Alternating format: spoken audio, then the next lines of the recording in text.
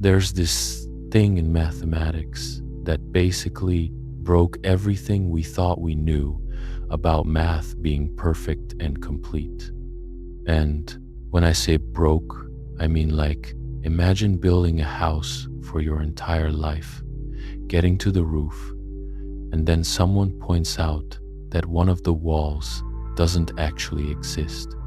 Back around 1900, mathematicians were feeling pretty good about themselves. They had this idea that math was basically solved, or at least solvable. You just needed the right set of rules, the right starting points, and boom, you could prove literally everything that's true in mathematics. Clean, neat, perfect. Like the universe's instruction manual. There was this guy, David Hilbert, who was kind of a big deal in the math world. Picture him standing in front of a room full of mathematicians in Paris in 1900, laying out 23 problems that he thought would guide mathematics through the entire 20th century. Super confident guy. He basically said, look, we just need to nail down these foundations, create a solid base of rules and axioms, and then everything in mathematics would follow logically from there. No contradictions, no holes, just pure logical perfection. Here's what they were going for. They wanted math to be what they called consistent, meaning you could never prove something and also prove the opposite of that thing. Makes sense, right? Like, you shouldn't be able to prove that 2 plus 2 equals 4 and also prove that 2 plus 2 doesn't equal 4. That would be insane. They also wanted it to be complete, which meant that every true statement in math should be provable using their system. If something's true, you should be able to prove it. Simple. And they were so close to believing they had it. Mathematicians were working on these massive projects, building up logic systems, trying to reduce all of mathematics to just pure logic and set theory. There was this British guy, Bertrand Russell, working with Alfred North Whitehead on this enormous work called Principia Mathematica, trying to build all of mathematics from scratch using just logic. But then things started getting weird. Let me tell you about this thing called Russell's paradox, because it's where the cracks started showing. Imagine you're walking through a village and you see a barber shop with a sign that says something like, I shave all men in this village who don't shave themselves. And only those men. Sounds fine, right? But then you start thinking, wait, does the barber shave himself? If he does shave himself, then he's a man who shaves himself, which means he's not supposed to be on his list of people he shaves. But if he doesn't shave himself, then he's a man who doesn't shave himself, which means he is supposed to be on his list, which means he does shave himself. Your brain just tied itself in a knot. Now, you might think, okay, that's just a silly word puzzle. The answer is obviously that this barber just can't exist. Problem solved. But Russell showed that this wasn't just about barbers. This same exact problem showed up in the math they were using as the foundation for everything. See, mathematicians were using something called naive set theory. A set is basically just a collection of things. Like, you can have the set of all even numbers, or the set of all red things, or whatever. And they had this rule that said you could make a set based on any property you could think of. Seems reasonable. But Russell said, okay, what about the set of all sets that don't contain themselves? Most sets don't contain themselves, right? Like the set of all cats is not itself a cat. The set of all numbers is not a number. So there should be a set of all these sets that don't include themselves. But does this set contain itself? If it does contain itself, then it's a set that contains itself, which means it shouldn't be in the set of sets that don't contain themselves. But if it doesn't contain itself, then it's a set that doesn't contain itself, which means it should be in the set of sets that don't contain themselves, which means it does contain itself. Same exact problem as the barber. But this time, you can't just say, well, that set doesn't exist, because the entire foundation of mathematics was built on the idea that you could make sets like this. This was in 1901, by the way. Hilbert gave his confidence speech in 1900, and literally 1 year later, Russell shows up with this paradox that's basically saying, guys, I think we have a problem. The math world kind of freaked out, not like screaming in the streets freaked out, but in that quiet, internal crisis way that mathematicians do. This became known as the foundational crisis of mathematics, because if your foundation has a crack in it, what does that mean for everything you built on top of it? People tried all sorts of fixes. Russell himself tried to solve it by creating this thing called type theory, where you basically organize sets into a hierarchy so this kind of self-referential problem can't happen. Other people tried different approaches. Ernst Zermelo created what became standard set theory, with different rules about what kinds of sets you can make.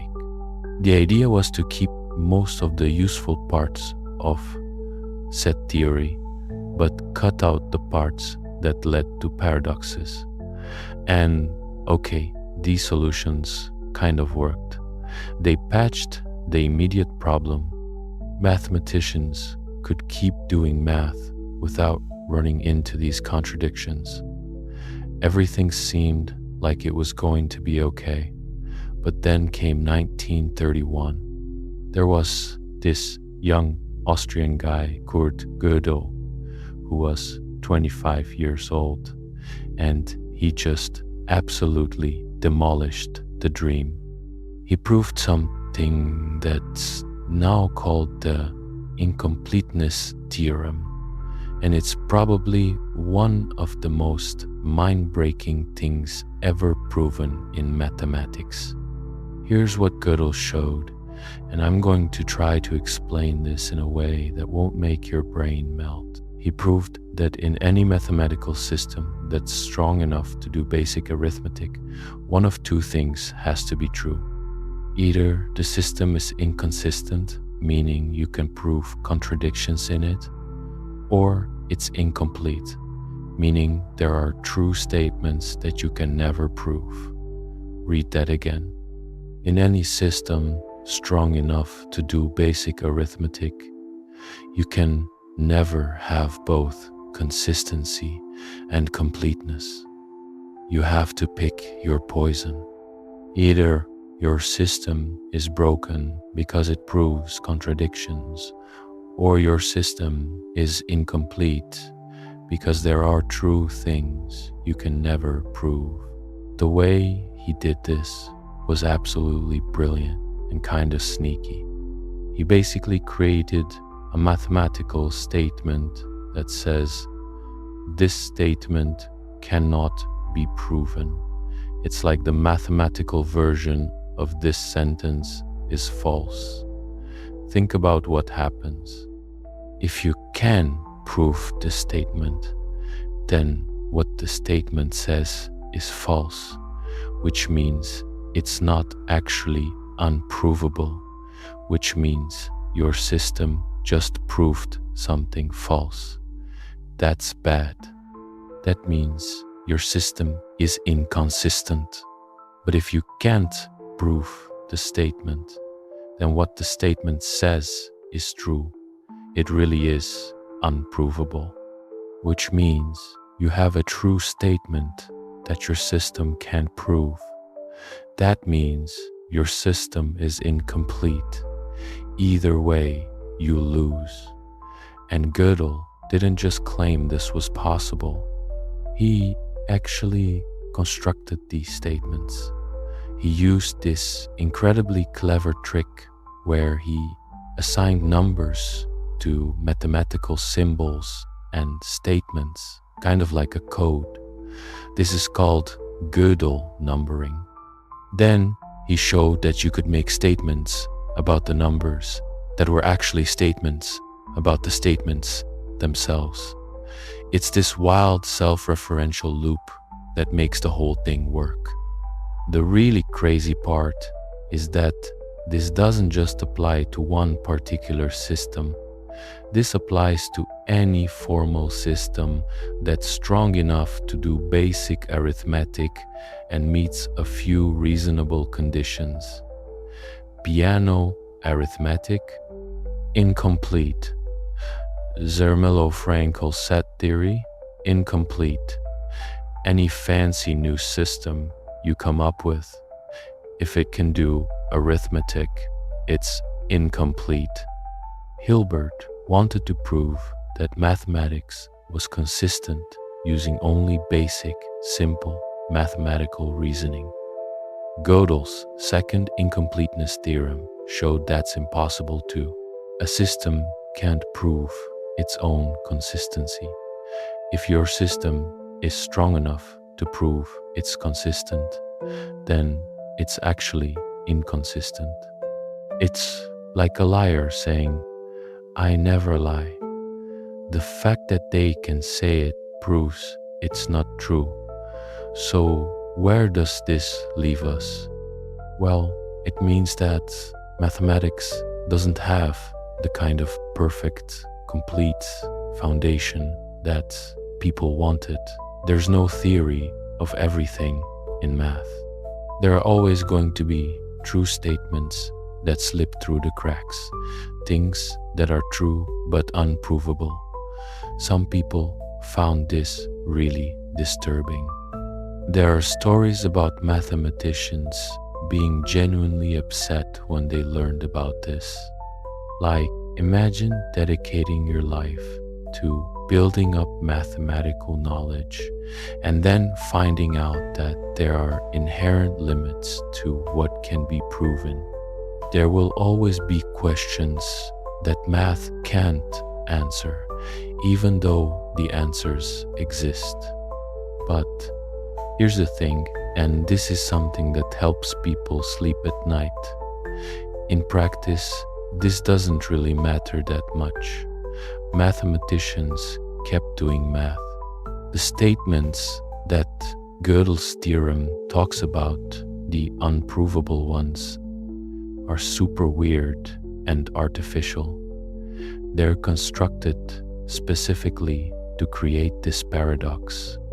They're not the kind of questions that mathematicians actually care about solving. Like, nobody's sitting around trying to solve problems in calculus and running into Gödel's incompleteness theorem. Nobody's using it to prove the Pythagorean theorem or solve differential equations. The incompleteness shows up way down in the logical foundations, in these strange, self-referential statements that don't really connect to normal mathematics. It's kind of like finding out that the universe isn't deterministic because of quantum mechanics. Sure, that's philosophically wild, and it changes how we think about reality at a deep level, but it doesn't stop you from predicting how a ball is going to fall when you drop it. The weirdness is in the foundations, but the building on top still stands. Plus, even though individual systems are incomplete, you can always extend them. If there's a true statement that you can't prove in your system, you can just add it as a new axiom and create a bigger system. Of course, that bigger system will also be incomplete and have its own unprovable truths, but that's okay. Mathematics isn't static. It grows and changes. Think about it this way. Before Gddel, people thought of mathematics like a finished puzzle. You just had to find all the pieces and put them in the right places. Gddel showed that the puzzle is actually infinite. You can keep finding new pieces forever. There's always more to discover, always deeper truths hiding just out of reach of what you can prove. Some people find that beautiful. Instead of math being this closed, finished thing, it's open-ended. There's always a frontier. There's always something beyond what we can currently access. Let me give you an example of something that's actually undecidable in standard set theory. There's this thing called the continuum hypothesis. It's about infinity because mathematicians love thinking about infinity. Basically, we know that some infinities are bigger than others. The infinity of counting numbers, 1, 2, 3, and so on, is smaller than the infinity of all real numbers. But the question is there an infinity in between? Georg Cantor, the guy who pioneered set theory and really developed our understanding of infinity, thought a lot about this. He tried to prove it. He tried to disprove it. He spent years on it, and it may have contributed to mental breakdowns he had. Brutal stuff. Turns out, in standard set theory, you can't prove it either way. Gddel showed that if you add the continuum hypothesis to set theory as an axiom, you don't get any contradictions. Later, Paul Cohen showed that if you add the negation of the continuum hypothesis as an axiom, you also don't get contradictions, which means it's independent, it's undecidable. It's one of those questions that just floats outside of what can be proven. You can have a consistent math with it being true, and you can have a consistent math with it being false. Wild. So, yeah, mathematics has this huge crack running through its foundation. You can't have a complete and consistent system for all of mathematics. There will always be truths that hide in the gaps. There will always be questions we can pose but never answer. But mathematicians just kind of shrugged and kept going. Because the thing is, math is useful. It works. You can still do calculus, still do algebra, still solve real problems. The incompleteness is there, lurking in the background, but it's not stopping anyone from doing actual mathematics. There's something almost comforting about it in a weird way. It means that mathematics is genuinely mysterious. There are depths to it that we can never fully plumb. It's not just a mechanical system grinding out answers. There's always something more. It reminds me of how physics has these limits too. Heisenberg's uncertainty principle says you can't know both the position and momentum of a particle with perfect accuracy. Gddil's theorem says you can't know all mathematical truths with perfect provability. Both are limitations baked into the structure of reality and logic themselves. And you know what's really trippy? Some people have tried to apply Gddil's theorem to other areas, like, does it mean human minds can never be fully explained by computational rules? Does it say something about the limits of artificial intelligence? These are controversial ideas, and a lot of mathematicians and philosophers push back on them, saying that you can't just apply a mathematical theorem to consciousness or whatever. But the fact that people even ask these questions shows how deep Gddil's result cuts. It's not just a technical theorem about formal systems. It's a statement about the limits of proof, the limits of logic, the limits of what can be known with certainty.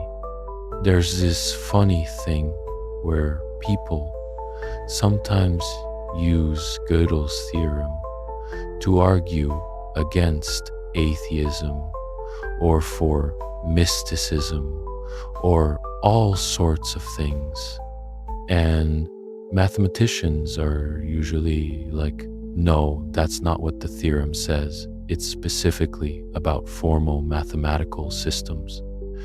But I get why people reach for it. It's one of the clearest examples we have of hitting a boundary, a place where even the most rigorous logical system we have just throws up its hands. Let me bring this back around to where we started, with Hilbert and his program. Hilbert wanted to formalize all of mathematics, reduce it to a system of axioms and rules that would generate all mathematical truth. Gddel proved that this is impossible. You can't capture all mathematical truth in any one formal system. But here's the thing. Hilbert's program failed in the most interesting way possible. It failed because Gddel used incredibly sophisticated mathematical reasoning to prove it would fail. The failure itself became a huge mathematical achievement. It opened up entire new fields of study, like mathematical logic and computability theory. And even though you can't prove everything in math, you can still prove a hell of a lot. Mathematics has grown exponentially since Gddil's theorem. We've proven things that would have seemed impossible to mathematicians a century ago. The incompleteness is a boundary, but it's a boundary we keep pushing against. Here's something else that's kind of reassuring. The statements that are unprovable are usually really, really complicated.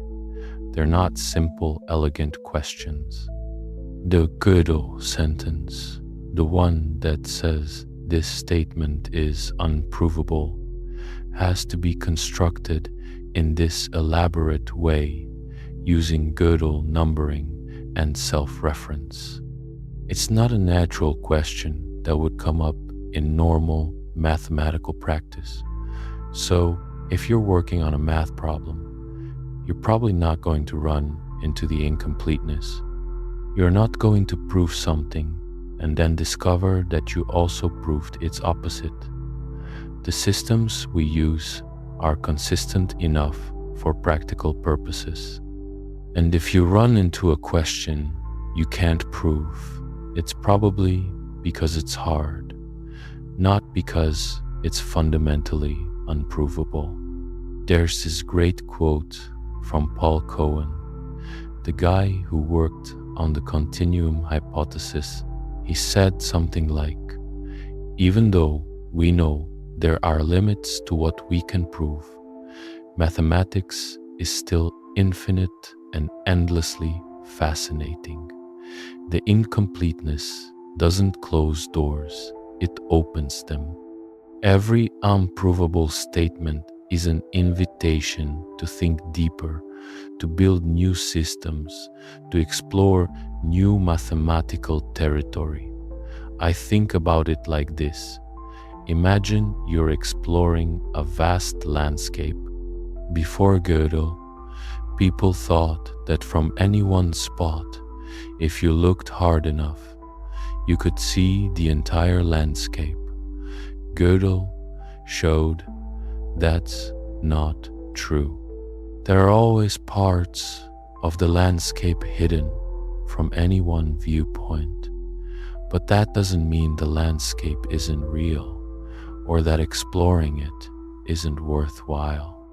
It just means you have to keep moving, keep looking from new angles, keep discovering. And there are still so many open questions in mathematics that we're actively working on that have nothing to do with incompleteness.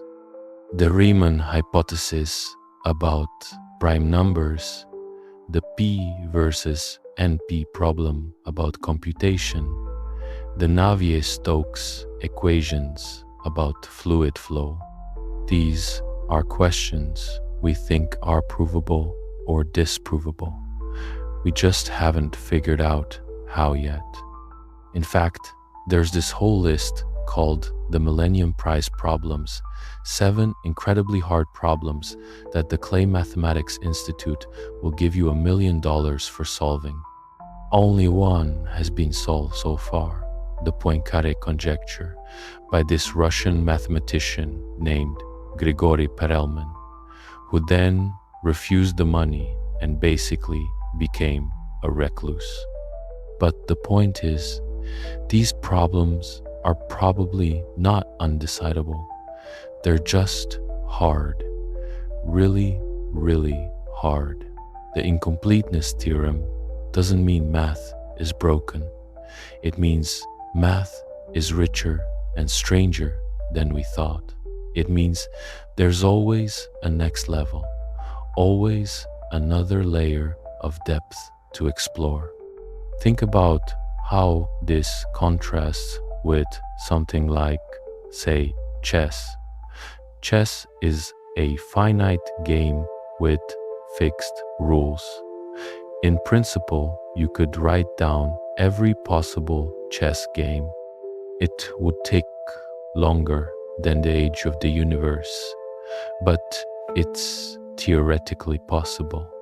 There are no mysteries in chess, only things we haven't computed yet. Mathematics isn't like that.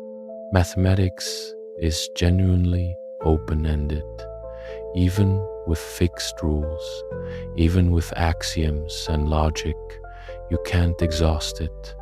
You can't write down all mathematical truths. There are always more theorems, always more discoveries, always more beauty hiding in the structure of numbers and shapes and logic.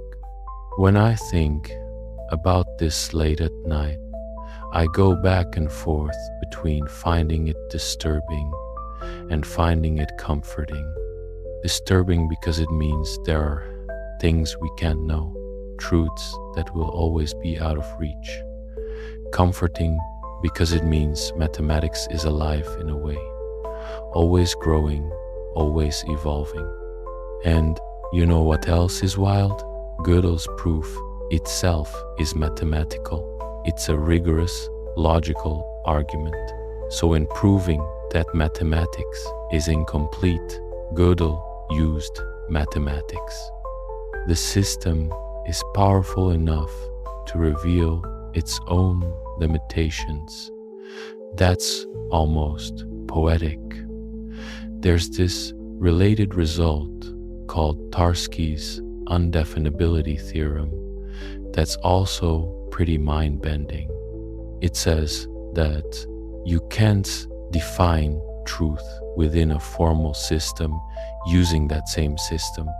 Like, you can't have a formula in math that accurately tells you which mathematical statements are true and which are false. Truth is bigger than any formal system. This all comes back to self-reference, which is this recurring theme in logic and mathematics. When systems can talk about themselves, weird things happen. The barber who shaves people who don't shave themselves. The set of all sets that don't contain themselves. The statement that says, "This statement is unprovable." Self-reference creates these loops that break things. In computer science, there's something called the halting problem that's related to Gödel's theorem. It says, you can't write a program that can look at any other program and tell you whether it will eventually stop running or run forever. There's no universal solution to the halting problem. It's undecidable, just like Gddell's statements are unprovable. And this has real implications for things like software verification. You can't have a program that checks all other programs to see if they're correct. There are limits to what can be computed, just like there are limits to what can be proven. The connections run deep. Gddell's theorem, the halting problem, Tarski's theorem, they're all part of this same web of results about limitations. They all showed up around the same time, in the 1930s and 40s, as people were really digging into the foundations of mathematics and computation. It was this golden age of logic, where people were simultaneously discovering the power of formal systems and their limitations. Turing, Gödel, Church, Tarski, all these brilliant minds pushing at the boundaries and finding out where those boundaries were. And here's something interesting. None of this stopped the development of computers. We use computers every day, even though we know there are computations they can never do, problems they can never solve. The undecidability of the halting problem doesn't make your phone useless. It just means there are limits. Same with math. The incompleteness doesn't make math useless. It just means there are limits. But within those limits, we can do amazing things. We can land rovers on Mars, build bridges, encrypt data, model climate, sequence genomes. All of that uses math that works perfectly fine, despite the incompleteness lurking in the foundations. I think one reason this bothers some people is that math had this reputation for being perfect. Like, sure, the physical world is messy and complicated, but at least in math, everything is clean and certain. 2 + 2 = 4, always, no exceptions, end of story. And that's still true, by the way. 2 + 2 does equal 4, you can prove that. The incompleteness doesn't touch basic arithmetic. It shows up in more complicated statements, weird, self-referential ones, that twist back on themselves. But the idea that math had this perfect, complete foundation turned out to be wrong. And maybe that's okay. Maybe it's better to have math be this rich, inexhaustible thing, rather than a closed system we fully understand. There's this philosopher, Douglas Hofstadter, who wrote a book called Gddel, Escher, Bach, and it's all about these connections between Gödel's theorem, the art of MC, Escher with all his impossible staircases and self-referential images, and the music of Bach with its elaborate fugues and canons. The theme is self-reference and strange loops. Hofstadter argues that consciousness itself might be a kind of strange loop where the brain creates a model of itself, and that self-reference is what gives rise to the feeling of being a self. It's speculative and controversial, but it's a beautiful idea that the same kind of self-reference that breaks mathematics might be what makes us aware. Whether or not that's true, I think there's something profound in how Gddil's theorem connects to bigger questions about knowledge and certainty and what it means to understand something. We want to believe that there are systems we can fully comprehend, foundations we can trust completely. Gddel showed that even in the most rigorous discipline we have, that's not possible. But we keep going anyway. We keep doing math, keep proving theorems, keep discovering new things. The incompleteness is just part of the landscape now. It's a feature, not a bug. And honestly, if math were complete and we could prove everything, wouldn't that be kind of boring? If there were a finite list of axioms that generated all mathematical truth, we could eventually work through it all. There'd be an end to mathematics. No more mysteries, no more discoveries. Instead, math is infinite, not just in scope, but in depth. There are always new questions to ask, new structures to explore, new connections to find. The fact that some things are unprovable means there's always a frontier, always uncharted territory. Let me give you one more example of how this plays out in practice. There's this thing called the axiom of choice in set theory. It basically says that if you have a bunch of sets, you can pick one element from each set. Sounds obvious, right? But it turns out you can't prove the axiom of choice from the other axioms of set theory. And you also can't disprove it. It's independent, like the continuum hypothesis. So mathematicians just decide whether to include it or not based on what they're trying to do. If you include it, you can prove some really useful theorems, but you also get some weird results like the Banach-Tarski paradox, which says you can take a ball, cut it up into pieces, and reassemble the pieces into two balls the same size as the original. That's absurd and breaks our physical intuition, but it's mathematically consistent if you accept the axiom of choice. So mathematicians use it anyway because it's useful, even though it leads to these bizarre consequences. And that's kind of the attitude toward all of this foundational stuff. Sure, there are paradoxes and incompleteness and weird self-referential statements, but as long as the math we're doing is useful and consistent, we keep doing it.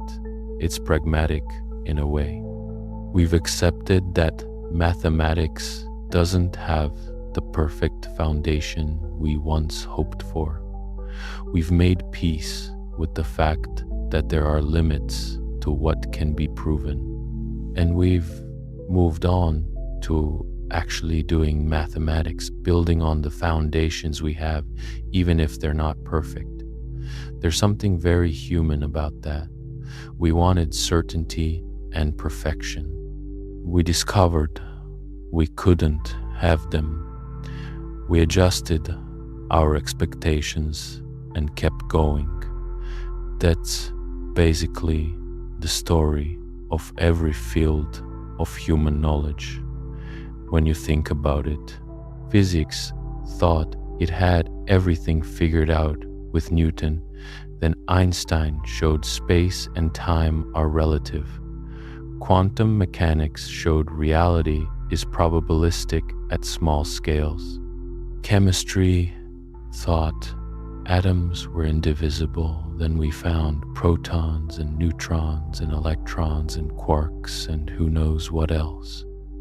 Every time we think we've hit bedrock, we find another layer underneath. Every time we think we've answered all the questions, we find new ones to ask. Mathematics is just being honest about this in a way that other fields sometimes aren't. Gddil's theorem is math admitting that it has limits. That's actually kind of beautiful. It's a rigorous proof of the boundaries of rigor. It's logic showing the limits of logic. Most fields can't do that. They can't use their own tools to reveal where those tools stop working.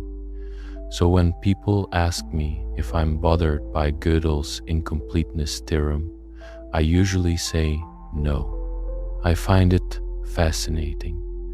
It's one of the deepest results in all of mathematics, right up there with the greatest hits. It changed how we think about proof and truth and knowledge. And it didn't destroy mathematics, it enriched it. It opened up new areas of study. It made us think more carefully about what we mean by a proof, what we mean by truth, what we mean by a formal system. Plus, there's something kind of funny about it. Hilbert was so confident that we could formalize everything. He thought we just needed to buckle down and do the work. And then this 25-year-old shows up and is like, actually, that's impossible, and here's why. The confidence of early 20th century mathematics got checked hard. Not that Hilbert was a fool. Far from it. He was brilliant, and his program led to tons of important work, even though it ultimately failed in its original form. Sometimes the best ideas are the ones that fail interestingly, and Gddel wasn't trying to destroy mathematics. He was trying to understand it more deeply. His theorem is a theorem, after all. It's a proven result. It's not speculation or philosophy. It's rigorous mathematics. That's what makes it so powerful and so strange. I think if there's a lesson in all of this, is that seeking perfect foundations might be the wrong goal. Maybe the goal should be to build useful, interesting, beautiful mathematics and to understand its limitations when we find them. To be humble about what we can know, but ambitious about what we can discover. Mathematics after Gddel looks different than mathematics before Gddel. We are more aware of the assumptions we're making, more careful about the systems we're working in, but we're also more creative, more willing to explore different axiom systems, more comfortable with the idea that there might be multiple valid ways to do mathematics. And that brings us to where we are now, in the 21st century, almost 100 years after Gddel published his theorem. Mathematics is thriving. There are more mathematicians alive today than in all of history combined. We're proving theorems, solving problems, making discoveries at an incredible pace. The incompleteness is still there. Of course, it's not going anywhere, but It's just part of the background now, like knowing that quantum mechanics is weird or that space is curved.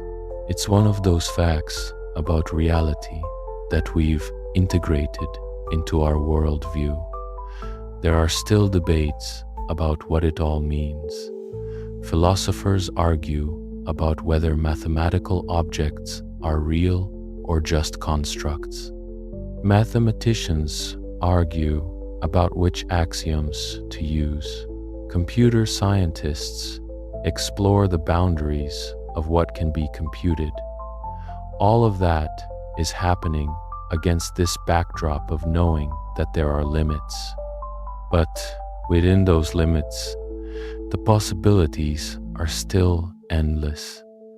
You can spend a lifetime in mathematics and never run out of things to explore.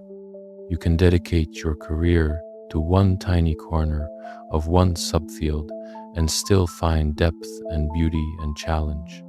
That's what I find comforting. Yes, mathematics is incomplete. Yes, there are true statements we can never prove. Yes, the foundation has cracks, but the building we've constructed on that foundation is spectacular. It's vast and intricate and beautiful, and it keeps growing. Every year, new theorems are proved. Every year, new connections are found between different areas of math.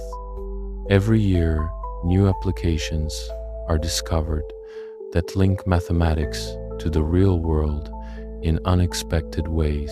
The incompleteness doesn't stop any of that. If anything, it guarantees that mathematics will never be finished, never be exhausted, never be boring.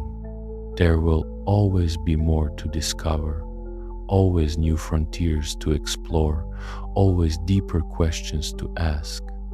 And maybe that's the real answer to the biggest flaw in mathematics. It's not a flaw at all. It's a feature. It's what keeps mathematics alive and growing and endlessly fascinating. The incompleteness is what makes mathematics infinite. So, yeah, Gddel broke mathematics in a way. He showed that the perfect, complete foundation we wanted doesn't exist. But in breaking it, he revealed something deeper and more beautiful. He showed us that mathematics is bigger than any system, richer than any set of axioms, deeper than any proof can reach.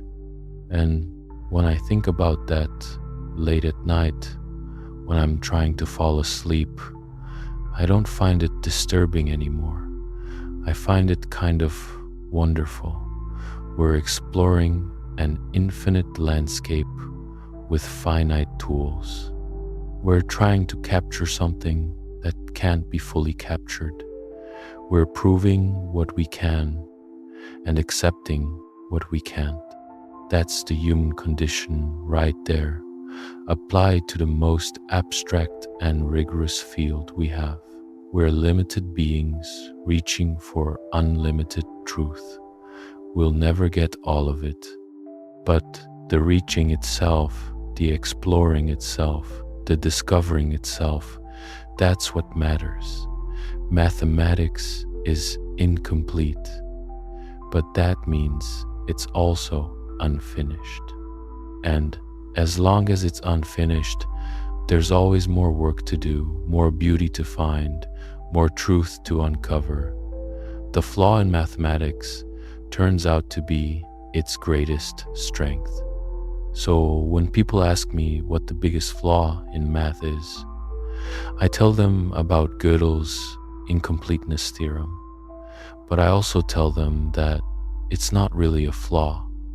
It's a revelation. It's a window into the nature of truth and proof and knowledge. It's a reminder that even in the most certain seeming field we have, there's mystery and depth and limits to what we can know. And that's okay. That's more than okay. That's beautiful. The barber who can't shave himself, the set that can't contain itself, the statement that can't prove itself. These aren't bugs in mathematics. They're glimpses of something deeper, something that transcends any formal system. Math isn't perfect. Math has limits. Math is incomplete. But math is also infinite and endlessly fascinating and full of discoveries waiting to be made. The incompleteness doesn't diminish it. The incompleteness makes it more. So sleep well knowing that mathematics, for all its rigor and logic and proof, still has mysteries, still has depths we haven't plumbed, still has truths we haven't reached. The biggest flaw in math is that it can never be complete, and that's not a flaw at all. That's what makes it worth doing. Sweet dreams. But wait, let me back up and tell you more about how we got here, because the story is even weirder than I've made it sound. We need to go back further to understand why people were so obsessed with finding perfect foundations for mathematics in the first place. See, for thousands of years, mathematics seemed like the most solid thing humans had ever built. Ancient Greeks were doing geometry, proving theorems, and those proofs worked just as well in ancient Athens as they do today. The Pythagorean theorem was true 2,500 years ago, and it's still true now. That kind of permanence is rare, but in the 1800s, things started getting strange. Mathematicians were pushing into new territory, and some of that territory looked really weird. They were working with infinite sets, with strange new geometries, with complex numbers that involved the square root of -1. And the more they pushed, the more cracks started appearing. One of the big issues was geometry. For 2,000 years, everyone just assumed that Euclidean geometry, the geometry you learn in high school, was the only geometry. It was the geometry of physical space. Parallel lines never meet. The angles in a triangle add up to 180 degrees. All that stuff. But then people started asking, what if Euclid's parallel postulate was wrong? What if parallel lines could meet? And they discovered that you could build perfectly consistent geometries where parallel lines do meet, where the angles in a triangle add up to more or less than 180 degrees. These were called non-Euclidean geometries. This was shocking. It meant that mathematical truth wasn't as absolute as everyone thought. You could have different geometries that were all internally consistent, all mathematically valid, but that contradicted each other. Which one was the true geometry of space? Nobody knew. Einstein eventually showed that space is actually curved, so it's closer to non-Euclidean geometry, but that wasn't until the early 1900s. So mathematicians were already feeling a bit shaky about the foundations when they ran into the problems with infinity and set theory. And that's where things really got wild. Georg Cantor was this German mathematician who basically invented modern set theory in the late 1800s. He was obsessed with infinity, and he made these incredible discoveries about it. He showed that not all infinities are the same size. Some infinities are literally bigger than others, like the infinity of natural numbers 1, 2, 3, 4, going on forever, is actually smaller than the infinity of real numbers. There are more real numbers between 0 and 1 than there are natural numbers total. That sounds impossible, but Cantor proved it rigorously. He came up with this diagonal argument that's absolutely brilliant. But Cantor's work was controversial. A lot of mathematicians at the time thought he was crazy. They couldn't accept that you could have different sizes of infinity. Henri Poincaré, who was a huge deal in mathematics, called set theory a disease. Leopold Kronecker, who was Cantor's teacher, actively opposed his work and tried to get it discredited. This really messed with Cantor. He had mental breakdowns, spent time in sanatoriums, struggled with depression. Part of it might have been the rejection of his work. Part of it might have been his obsession with the continuum hypothesis, which he couldn't prove. It's a tragic story. He died in poverty in 1918, but his idea survived and eventually became the foundation of modern mathematics. Set theory became the language that mathematicians use to talk about everything. Numbers are sets, functions are sets, geometric shapes are sets. Everything is built out of sets, except there was this problem. The naive version of set theory, the one where you can make a set out of any property you can think of, led to contradictions. Russell's paradox was the most famous, but there were others too. The Burali-Forti paradox, Cantor's paradox, all these different ways that the system ate itself. So you had this situation where set theory was supposed to be the foundation for all of mathematics, but the foundation itself was broken. Mathematicians were using it anyway because it was so useful, but everyone knew there was this fundamental problem lurking underneath. That's the context in which Hilbert launched his program. He wanted to fix this. He wanted to create a formal system that was provably consistent, provably complete, provably capable of generating all mathematical truth. He thought it was just a matter of being careful enough, rigorous enough, systematic enough. And this wasn't just an academic exercise. There was real money on the line. Well, not money, but prestige. Hilbert's problems, those 23 questions he posed in 1900, became like the quest objectives of mathematics. Solve one of those and you'd be famous. Your name would go down in history. Some of them got solved pretty quickly. Others took decades. Some are still open today. But they guided research for generations.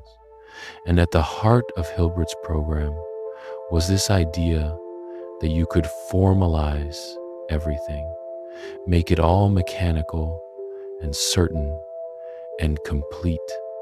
Russell and Whitehead took a crack at it with Principia Mathematica. This was a massive 3-volume work that came out between 1910 and 1913. They tried to derive all of mathematics from pure logic. They created this elaborate system of notation, these rules for manipulating symbols, and then they just ground through proving basic arithmetic. It's famously difficult to read. The notation is dense and weird, and after hundreds of pages of setup, they finally prove that 1 + 1 = 2. There's this footnote that says something like, "The above proposition is occasionally useful, is both hilarious and kind of sad. All that work to prove something everyone already knew was true, but the point wasn't to prove that 1 + 1 = 2. Everyone knew that. The point was to show that it could be derived from first principles, from pure logic. If they could do that, if they could build up all of arithmetic from logic alone, then mathematics would rest on the firmest possible foundation. Except there were problems with Principia too. Their system was incredibly complicated. They had to create this whole hierarchy of types to avoid Russell's paradox, and that hierarchy was kind of arbitrary and awkward. And even then, they couldn't quite do everything with pure logic. They needed some additional axioms that seemed more like assumptions about mathematics than statements of pure logic. But still, people were hopeful. The early 20th century was this period of intense optimism about formalization, not just in mathematics, but in philosophy, in science, in logic. There was this belief that everything could be made rigorous and systematic, that we were on the verge of complete understanding. And then Gddel showed up and just destroyed that dream, not by finding a flaw in someone's proof, but by proving rigorously that the dream itself was impossible.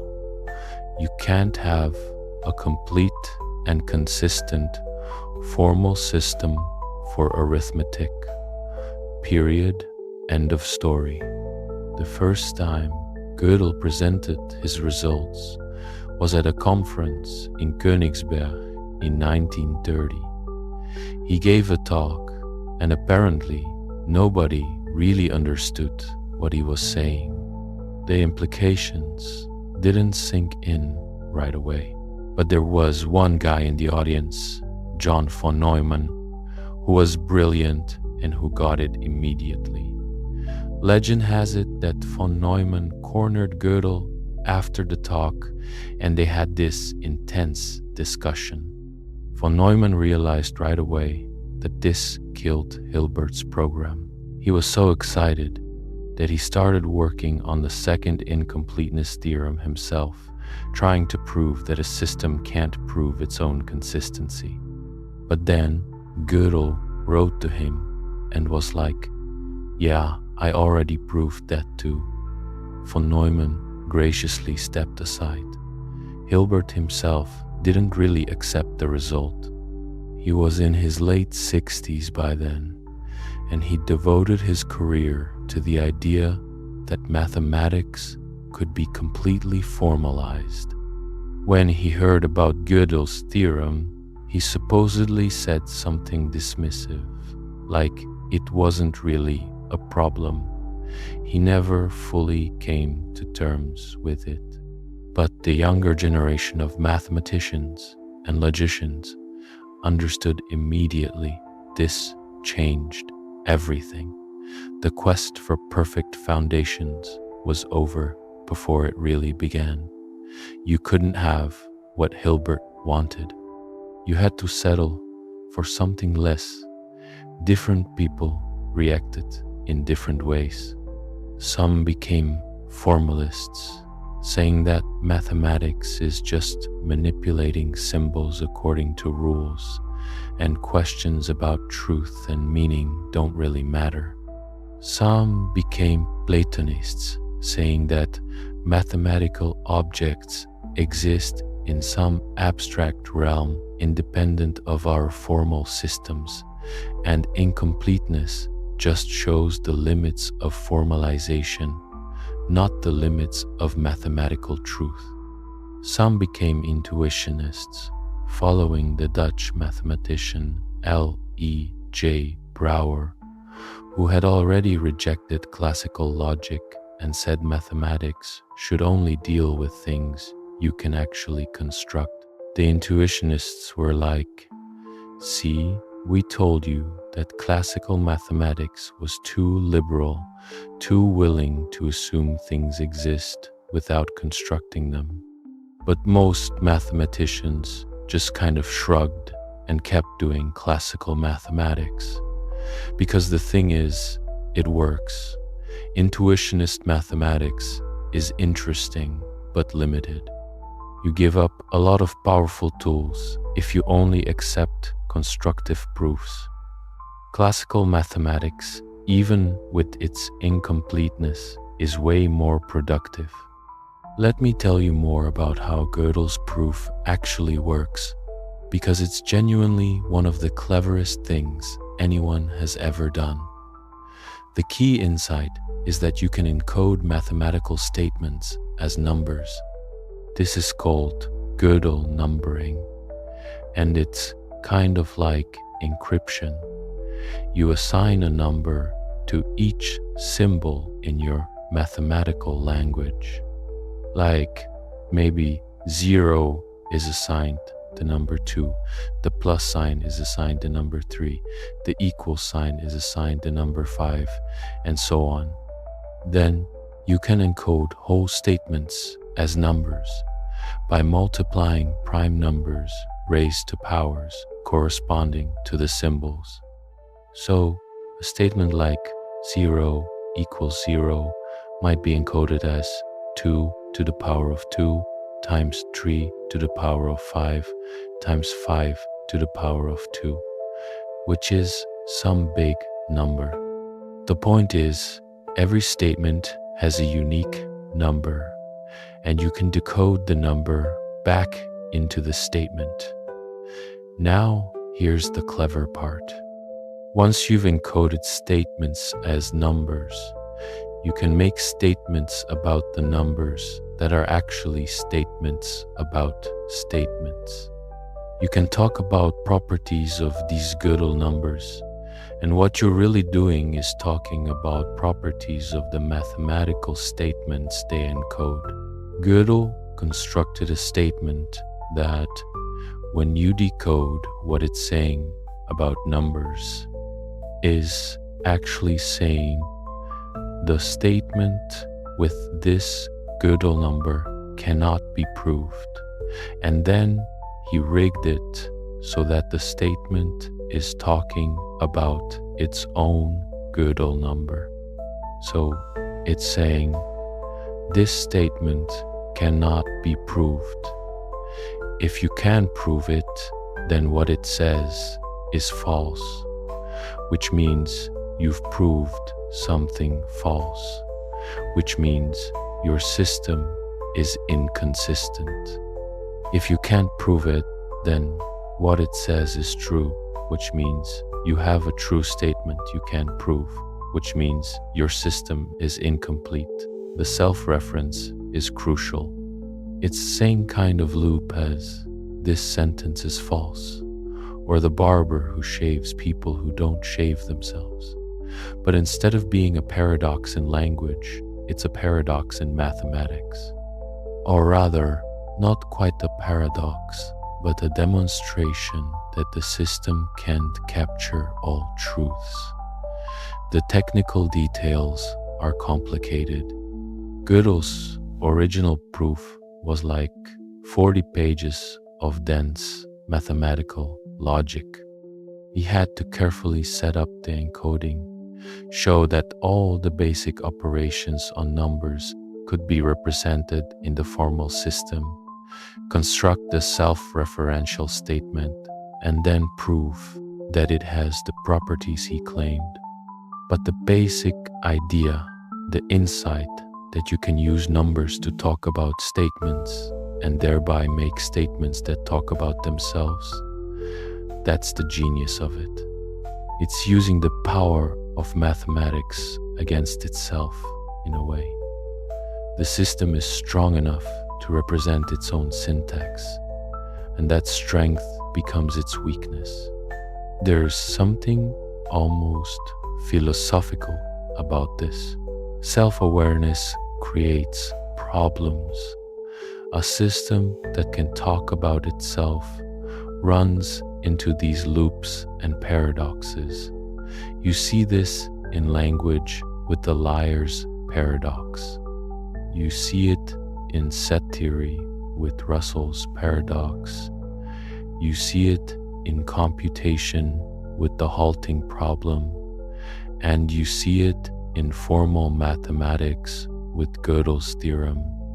Maybe consciousness is similar. Maybe the ability to think about our own thinking, to be aware of our own awareness, creates similar kinds of loops and strange effects. That's pure speculation, but it's interesting speculation.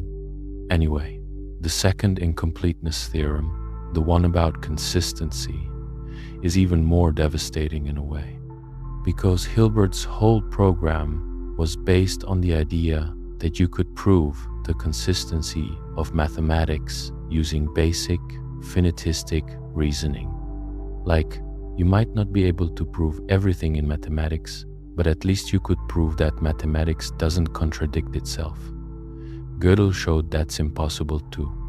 If your system is strong enough to do arithmetic, and if it can formalize the notion of its own consistency, then it can prove its own consistency only if it's actually inconsistent.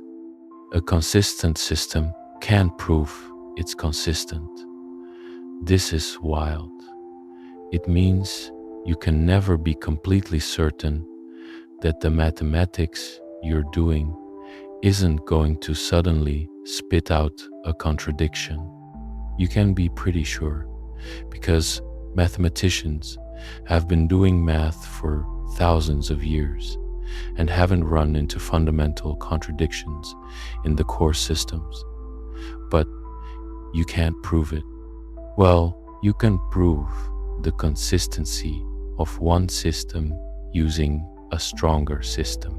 Like, you can prove the consistency of piano arithmetic using set theory, but then you can't prove the consistency of set theory within set theory. You have to go to an even stronger system. And that stronger system, you can't prove its consistency either. It's turtles all the way up. Some people find this deeply unsettling. You're doing mathematics, proving theorems, building up this elaborate structure of knowledge, and underneath it all is this unprovable assumption that it's all consistent. What if it's not? What if there's a contradiction lurking somewhere in set theory, and one day someone finds it? If that happened, it would be chaos, because from a contradiction, you can prove anything.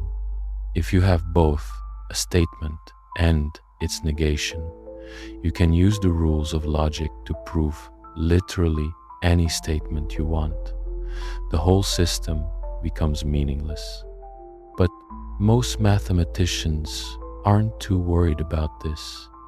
The systems we use, like ZFC set theory, have been poked and prodded and used for decades without anyone finding contradictions. They seem robust. And if a contradiction were found, we'd probably just patch the axioms, like we did when Russell found his paradox.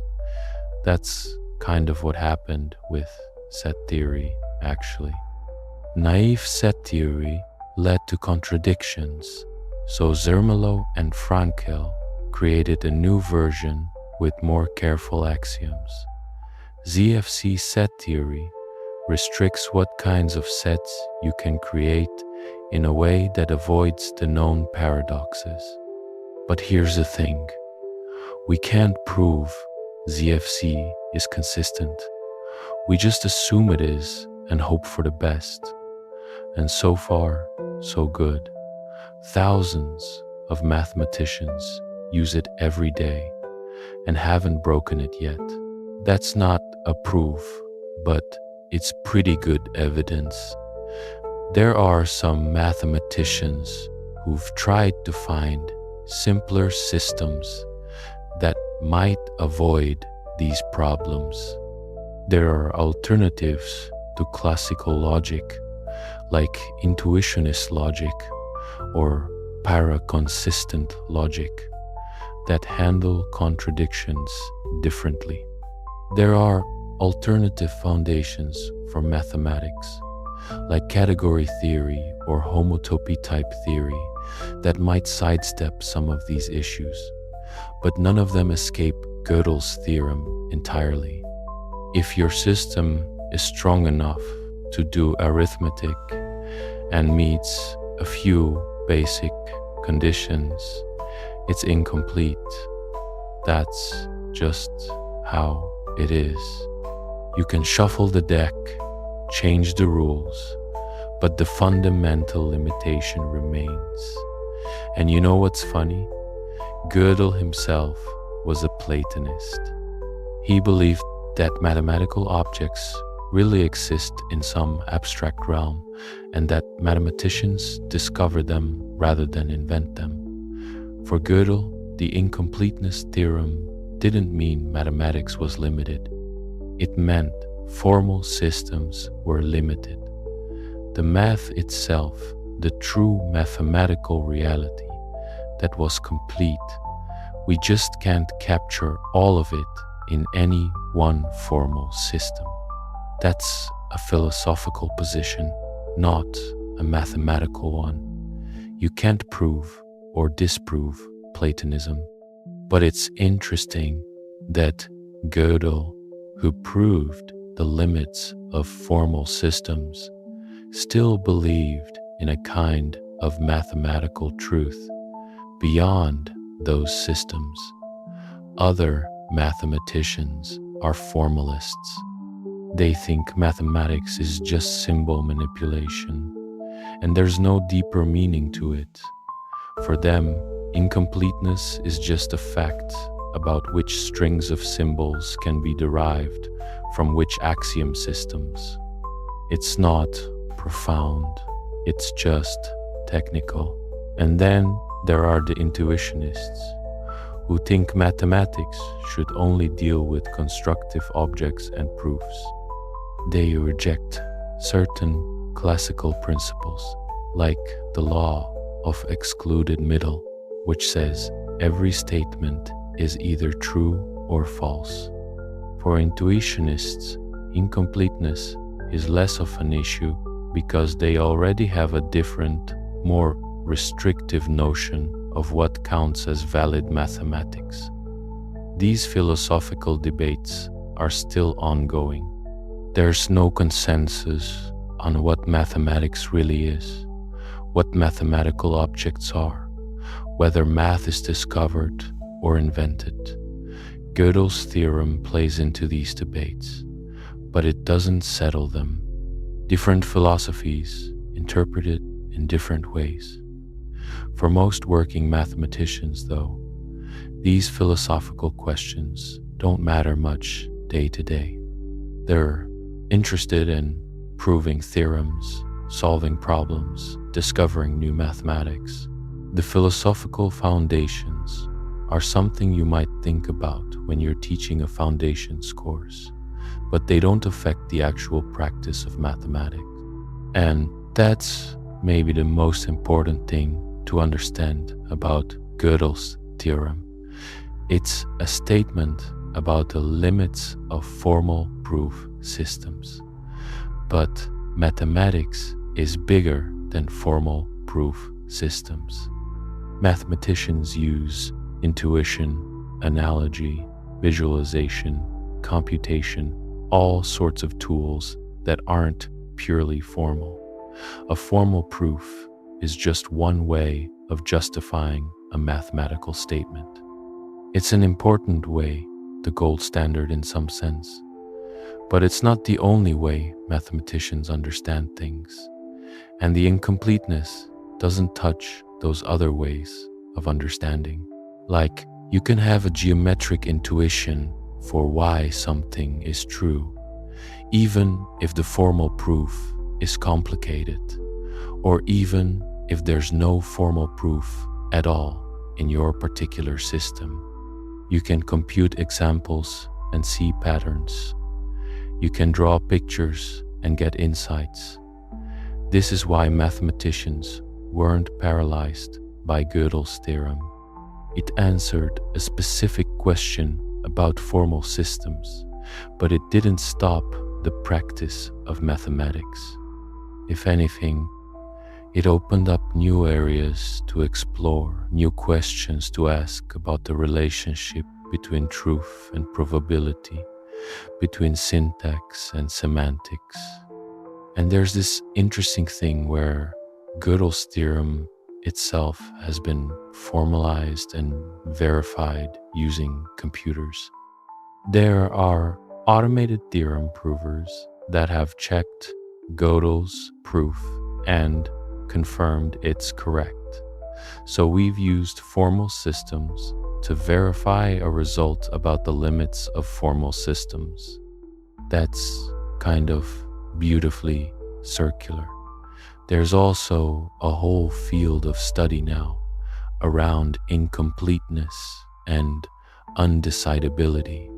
People look for natural mathematical statements that are independent of ZFC, meaning you can't prove them or disprove them in standard set theory. The continuum hypothesis is one, but there are others, like there are questions in combinatorics that turn out to be independent, questions about infinite graphs or infinite sequences that can't be settled in ZFC. You need additional axioms, large cardinal axioms usually, to resolve them. Large cardinals are these enormous infinities, way bigger than anything you encounter in normal mathematics. Adding axioms that say these large cardinals exist makes your set theory stronger, and you can prove more things, but it also makes it more speculative, because we have even less reason to believe these huge infinities actually exist in any meaningful sense. So there's this trade-off. You can have a weaker system that's less speculative but proves fewer things, or a stronger system that's more speculative but proves more things. And different mathematicians make different choices based on what they're trying to do. This is so different from the pre-Gddel vision of mathematics as a single, unified, complete system. Now, we have this pluralistic view where there are multiple possible foundations, multiple axiom systems, and which one you use depends on your purposes and your philosophical commitments. Some people love this. They find it liberating. Mathematics is more flexible, more exploratory, less dogmatic. Other people hate it. They wish we had the kind of certainty that Hilbert was reaching for. But we don't, and we can't, and Gddel proved we can't. So we work with what we have. Let me tell you about one more thing, because it's relevant and fascinating. There's this thing called the Church-Turing thesis, which is about computation. Alan Turing and Alonzo Church independently came up with formalizations of what it means for something to be computable, and their formalizations turned out to be equivalent.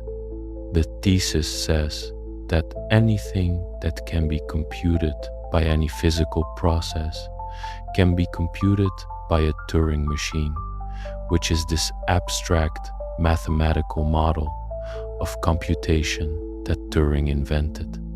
It's not a theorem, it's a thesis, a claim about physical reality and what's possible in it. But if the Church-Turing thesis is true, then Gödel's theorem has implications for computation, because Turing showed that the halting problem is undecidable, and that's closely related to Gödel's incompleteness. In fact, you can use the halting problem to prove Gödel's theorem, and vice versa. They're different facets of the same underlying phenomenon. So Gödel's incompleteness, Turing's undecidability, they're all part of the same web of limitations. There are things we can't prove, things we can't compute, boundaries we can't cross, no matter how clever we are. And yet, we've built computers that are incredibly powerful. We've proved theorems that would have seemed impossible a century ago. We've explored mathematical spaces of staggering complexity. The limitations are real, but they don't stop us from doing amazing things within those limitations. It's like how the speed of light is a limit in physics. You can go faster than light, and that's a hard limit baked into the structure of space-time. But we still build spaceships, still explore the cosmos, still do all sorts of incredible things within that limit. Gödel's theorem is like that for mathematics.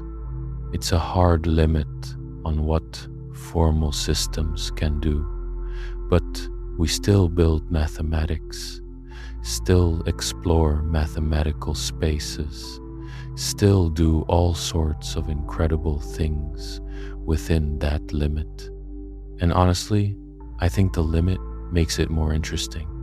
If everything were provable, if we could mechanically generate all mathematical truth from a finite set of axioms, mathematics would be kind of boring. It would be like playing a video game where you can see all the code and predict every outcome. No surprises, no discovery, no genuine exploration. Instead, mathematics is an open-ended adventure. There are always surprises, always things that turn out to be true for weird reasons, always connections between apparently unrelated areas. The incompleteness means there's always something beyond what we can currently prove, always a frontier to push against.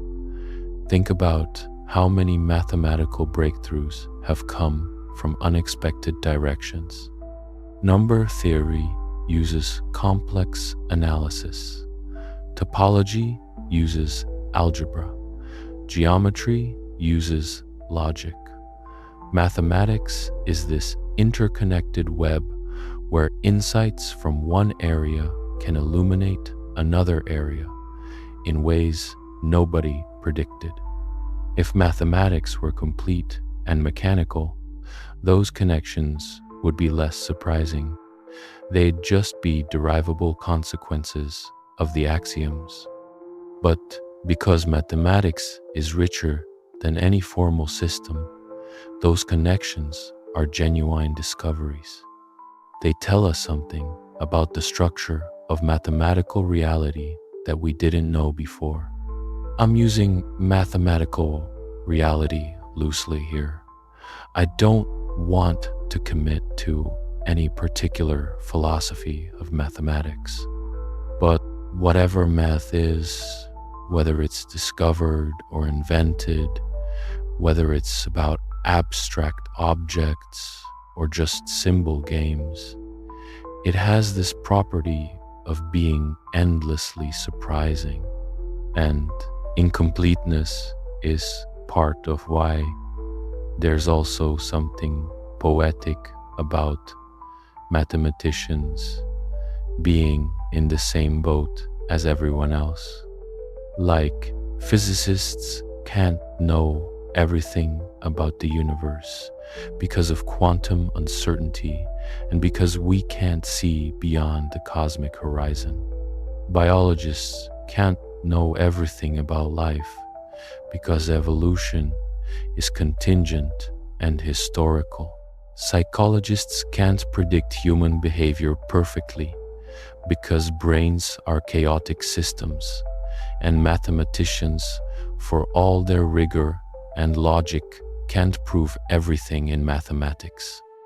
Even in the most abstract, idealized domain we have, there are limits to knowledge.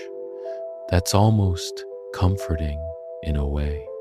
We're all fumbling around in partial darkness, making progress where we can, accepting that some things are beyond our reach. Of course, the limits in mathematics are different from the limits in other fields. They're provable limits. We can prove that certain things can't be proved. That's unique to mathematics and logic.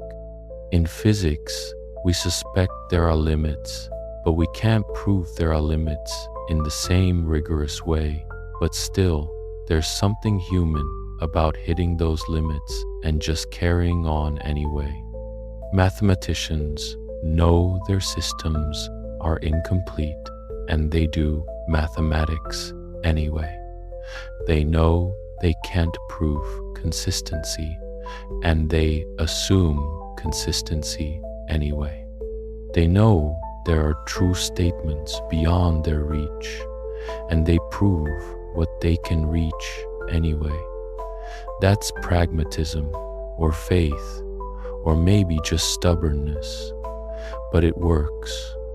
Mathematics thrives despite the incompleteness, maybe even because of it.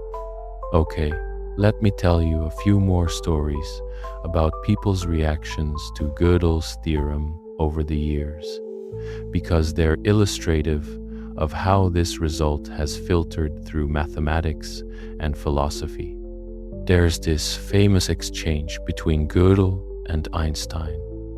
They were both at the Institute for Advanced Study in Princeton in the 40s and 50s, and they became friends. They take these long walks together, and Einstein would say that the best part of working at the Institute was getting to walk with Gddel. Einstein was working on trying to find a unified theory of physics, a theory of everything that would explain all physical phenomena. And Gddel had proved that there's no theory of everything in mathematics. There's something poignant about that. These two geniuses, one trying to complete physics, one having proved that mathematics can't be completed. Did they talk about this? Did Einstein ever wonder if Gödel's theorem applied to physics too? We don't know the details of their conversations, but it's an interesting juxtaposition. Later, some physicists did start worrying about whether Gödel's theorem applies to physical theories. If physics can be formalized mathematically, and if the formalization is strong enough to include arithmetic, does that mean there are physical truths that can't be proved from any set of physical laws? Maybe. It's controversial and speculative, but it's an interesting question. There's also the question of whether Gödel's theorem says anything about artificial intelligence. Can a computer ever truly think? Or is there something about human reasoning that goes beyond computation? Some people have argued that Gödel's theorem shows humans can do things computers can't, because we can see the truth of Gddel sentences that formal systems can't prove. But that argument doesn't really work. We can see the truth of Gddel sentences only because we're reasoning informally, using our intuition and understanding of what the statements mean. A computer could do the same thing if we programmed it to reason informally. The limitations Gddel proved apply to formal systems, not to reasoning in general. Roger Penrose, the physicist, wrote this book called The Emperor's New Mind, where he argued that consciousness can't be computational because of Gödel's theorem. Most philosophers and computer scientists think Penrose is wrong about this. The argument has holes in it, but it shows how Gödel's theorem has this cultural cache, this sense that it's about something deeper than just formal mathematics. People want Gödel's theorem to mean something profound about human nature, about consciousness, about the limits of science, and maybe it does in a loose, analogical sense. But it's important to be careful about these extrapolations. Gödel proved a specific, rigorous result about formal systems, trying to apply it to consciousness or physics or whatever is going beyond what the theorem actually says. Still, I get the impulse. Gödel's theorem feels like it should have broader implications. It seems to say something important about the relationship between systems and what those systems can know about themselves. And that does feel relevant to consciousness, which is arguably all about self-knowledge and self-reference. But analogy isn't proof, and Gödel's theorem is about proof. So we should be cautious. There's another interesting angle, which is how Gödel's theorem relates to the philosophy of science. Karl Popper, the philosopher of science, had this idea that scientific theories can never be proven true, only falsified. You can prove a theory is correct, but you can prove it's incorrect by finding counterexamples. Some people have connected this to Gödel's theorem. Both are about limits to what can be proven, but the connection is loose. Popper was talking about empirical science and the problem of induction. Gddel was talking about the formal mathematics and the limits of deduction. They're related in spirit, maybe, but not in content. Still, they're both part of this 20th century movement toward recognizing limits. Limits to proof in mathematics. Limits to verification in science. Limits to prediction in physics. Limits to knowledge in philosophy. The 20th century was big on limits. Maybe that was a reaction to the optimism of the 19th century, which was all about progress and certainty and the march of knowledge. The 20th century saw 2 world wars, the Holocaust, nuclear weapons, environmental destruction, the idea that we have limits, that there are things we can't know and can't control. Maybe that was easier to accept in that context. Or maybe I'm reading too much into it. Maybe it's just that the formal tools got sophisticated enough in the 20th century to prove these limits rigorously. Gddel couldn't have proved his theorem in the 19th century because the concept of a formal system wasn't rigorous enough yet. The logic wasn't developed enough. So maybe it's just contingent on the development of mathematical logic, not on any broader cultural shift. But it's interesting to think about. Anyway, back to the math. Let me tell you about some specific examples of statements that are independent of ZFC because they're fascinating. The continuum hypothesis we already talked about. That's about whether there's an infinity between the infinity of natural numbers and the infinity of real numbers. Can't be proved or disproved in ZFC. But there are weirder examples. There's this thing called Whitehead's problem, which is about a property of certain algebraic structures called abelian groups. It asks whether every abelian group with a certain property is actually free. That sounds super technical and obscure, and it is, but it turns out to be independent of ZFC. So here's this question in pure algebra, a field that seems totally separate from set theory and foundations, and it turns out you can't answer it without making additional assumptions about set theory. That's wild.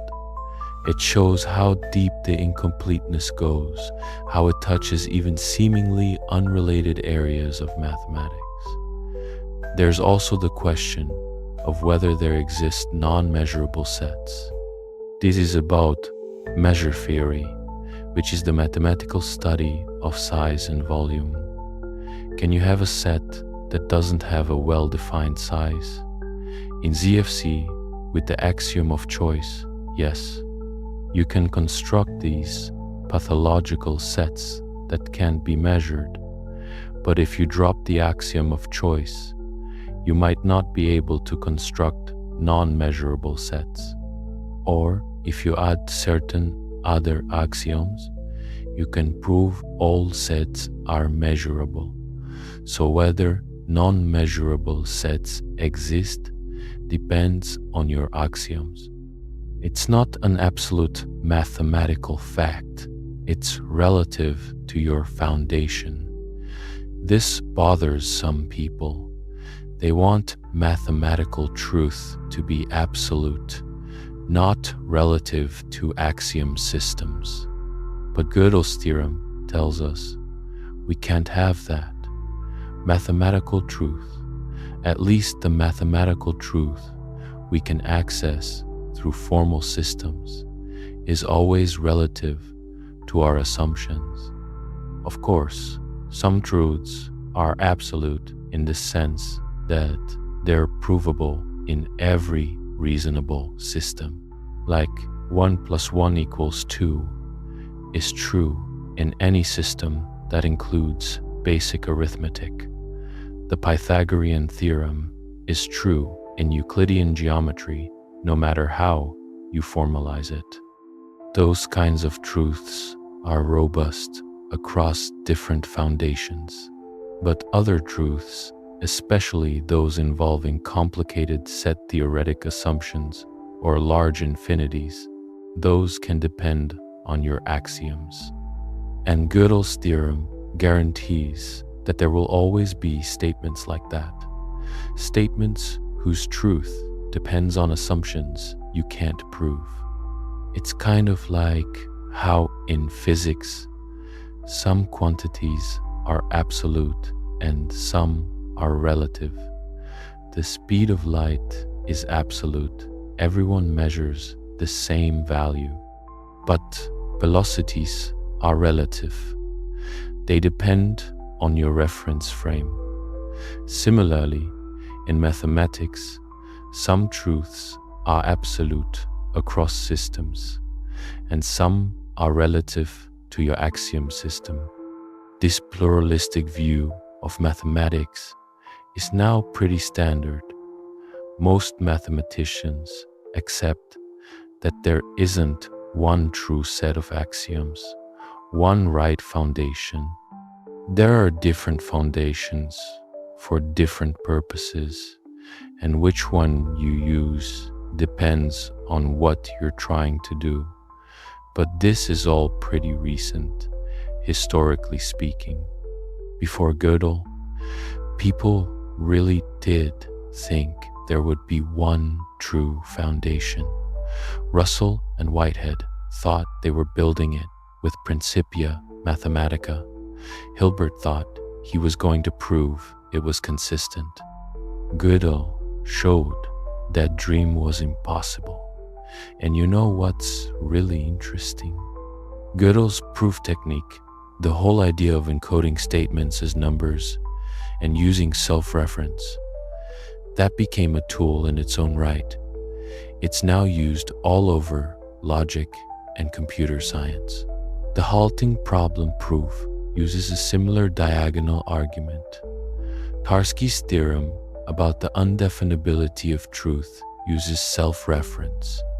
Modern complexity theory uses these kinds of self-referential constructions all the time. So Gddel didn't just prove a negative result, showing what we can't do. He invented a technique that became incredibly productive, showing what we can do. The self-referential encoding of statements as numbers is now a standard tool in theoretical computer science and logic. That's often how it goes in mathematics.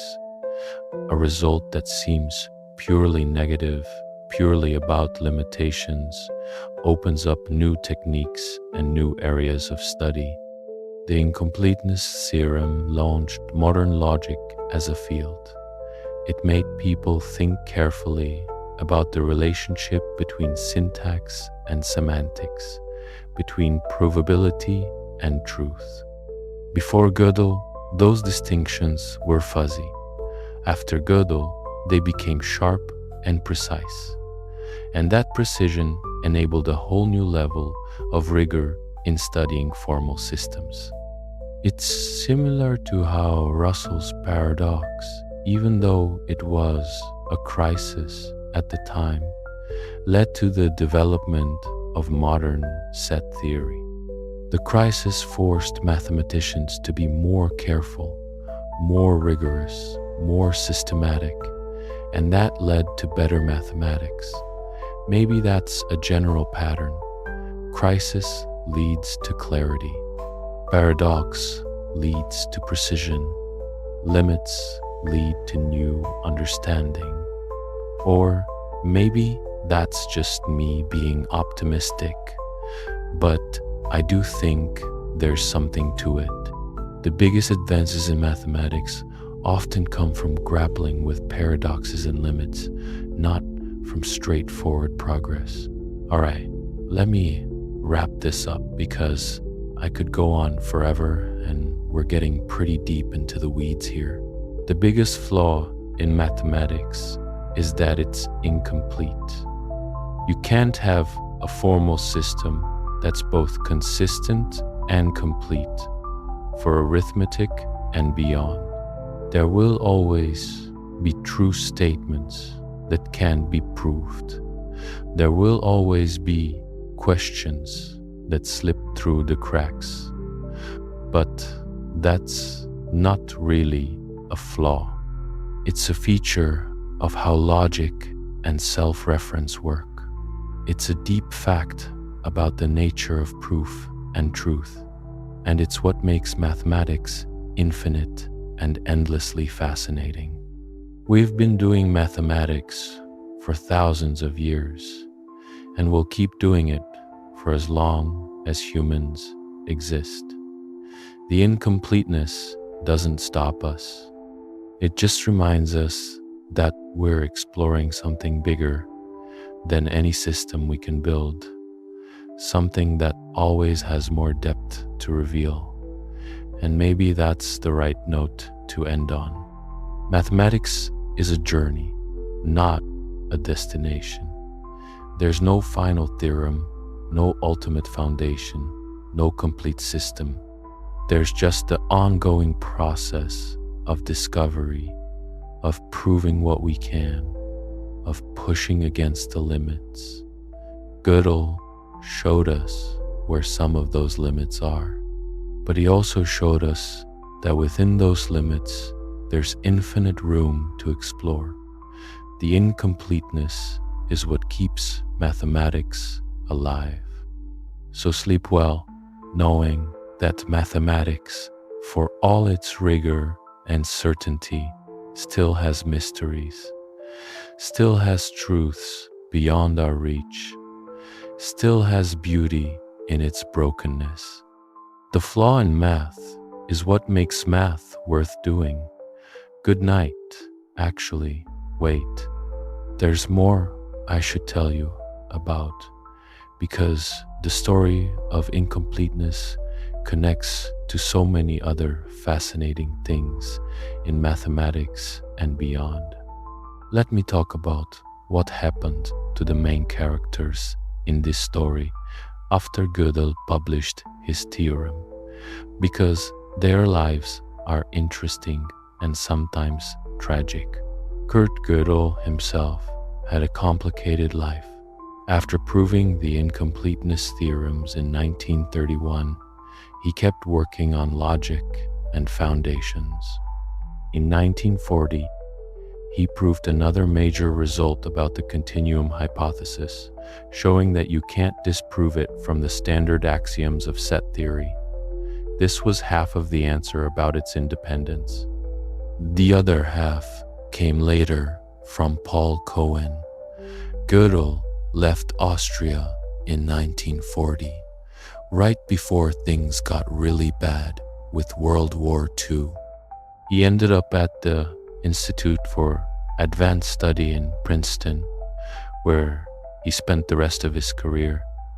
He became friends with Einstein, as I mentioned. They'd walk together every day, but Gddel was paranoid. He was afraid of being poisoned. He would only eat food that his wife, Adele, prepared for him. When Adele got sick and had to be hospitalized in 1977, Gddel basically stopped eating. He starved himself to death. He died in 1978, weighing like 65 pounds. The official cause of death was malnutrition and inanition caused by personality disturbance. It's heartbreaking. This genius, who saw deeper into the nature of truth and proof than almost anyone, but who couldn't function in normal life because of his paranoia and mental health issues. There's the story about Gddel preparing for his U.S. citizenship exam.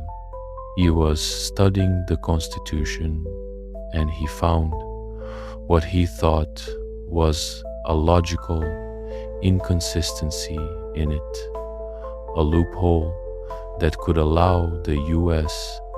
to become a dictatorship. His friends, including Einstein and economist Oscar Morgenstern, tried to convince him not to bring this up during his citizenship interview. They were like, "Kurt, please, just answer the questions normally." But, of course, during the interview, Gddel started trying to explain his discovery about the Constitution. The examiner, thankfully, was good-humored about it and steered the conversation elsewhere. Gddel got his citizenship, but it's such a Gddel story. He couldn't help but find logical problems everywhere, even in places where it wasn't helpful. David Hilbert, the guy whose program Gddel destroyed, lived until 1943. He saw the rise of the Nazis and the destruction of mathematics in Germany. The Nazis forced out Jewish mathematicians, and Göttingen, which had been the center of the mathematical world, was gutted. There is this famous story where Hilbert was at a dinner and the Nazi Minister of Education asked him, "Is it true, Professor, that your institute suffered from the departure of the Jews?" And Hilbert replied, "Suffered? It didn't suffer, Herr Minister. It just doesn't exist anymore." Brutal and true. The Nazis destroyed German mathematics. So many talented people fled or were killed. It was a catastrophe. Hilbert himself wasn't Jewish, so he wasn't directly persecuted, but he saw his life's work, building up Göttingen as a mathematical powerhouse, completely undone, and he also saw his foundational program collapse with Gödel's theorem, not a happy ending. Bertrand Russell, who found the paradox that helped start all this, lived a long and eventful life.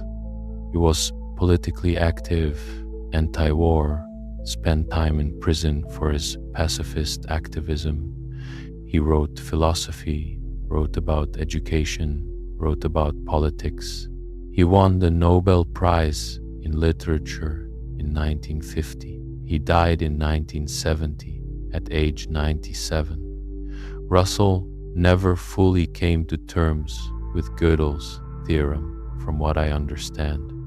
He acknowledged it was correct, but he kind of downplayed its significance, maybe because it meant his own work with Principia Mathematica hadn't achieved what he hoped. That's understandable. Nobody likes to see their major project obsoleted. Alan Turing, who connected all this to computation, had a tragic end too. He was prosecuted for being gay in 1952, which was illegal in Britain at the time. He was chemically castrated as punishment. In 1954, he died of cyanide poisoning, which was ruled a suicide, though some people think it might have been an accident. This was the guy who helped crack the Enigma code during World War II, probably saving thousands of lives. The guy who laid the foundations for modern computer science. And he was persecuted by his own government for his sexuality. It's shameful. The British government formally apologized in 2009, and Queen Elizabeth granted him a posthumous pardon in 2013. But that's cold comfort. He should have been celebrated, not persecuted. He should have lived to see the computer revolution he helped start. It's sobering to realize that the people who made these groundbreaking discoveries were human beings with complicated lives, facing wars and persecution and mental health struggles and all the rest of it. Mathematics seems so abstract and timeless, but it's created by people living in specific times and places, dealing with all the messiness of human existence. And maybe that makes the achievements even more impressive. Gödel proved the incompleteness theorems while dealing with his own psychological difficulties. Turing invented computer science while living in a society that criminalized who he was. Russell worked on Principia Mathematica while being politically active and getting thrown in prison. These weren't serene philosophers contemplating abstract truths in isolation. They were real people struggling with real problems. All right, let me shift gears and talk about some of the modern applications and implications of incompleteness, because it's not just an abstract philosophical result. It actually matters for real stuff.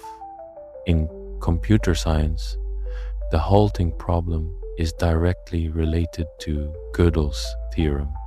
The halting problem says you can't write a program that takes any other program as input and tells you whether that program will eventually stop running or run forever.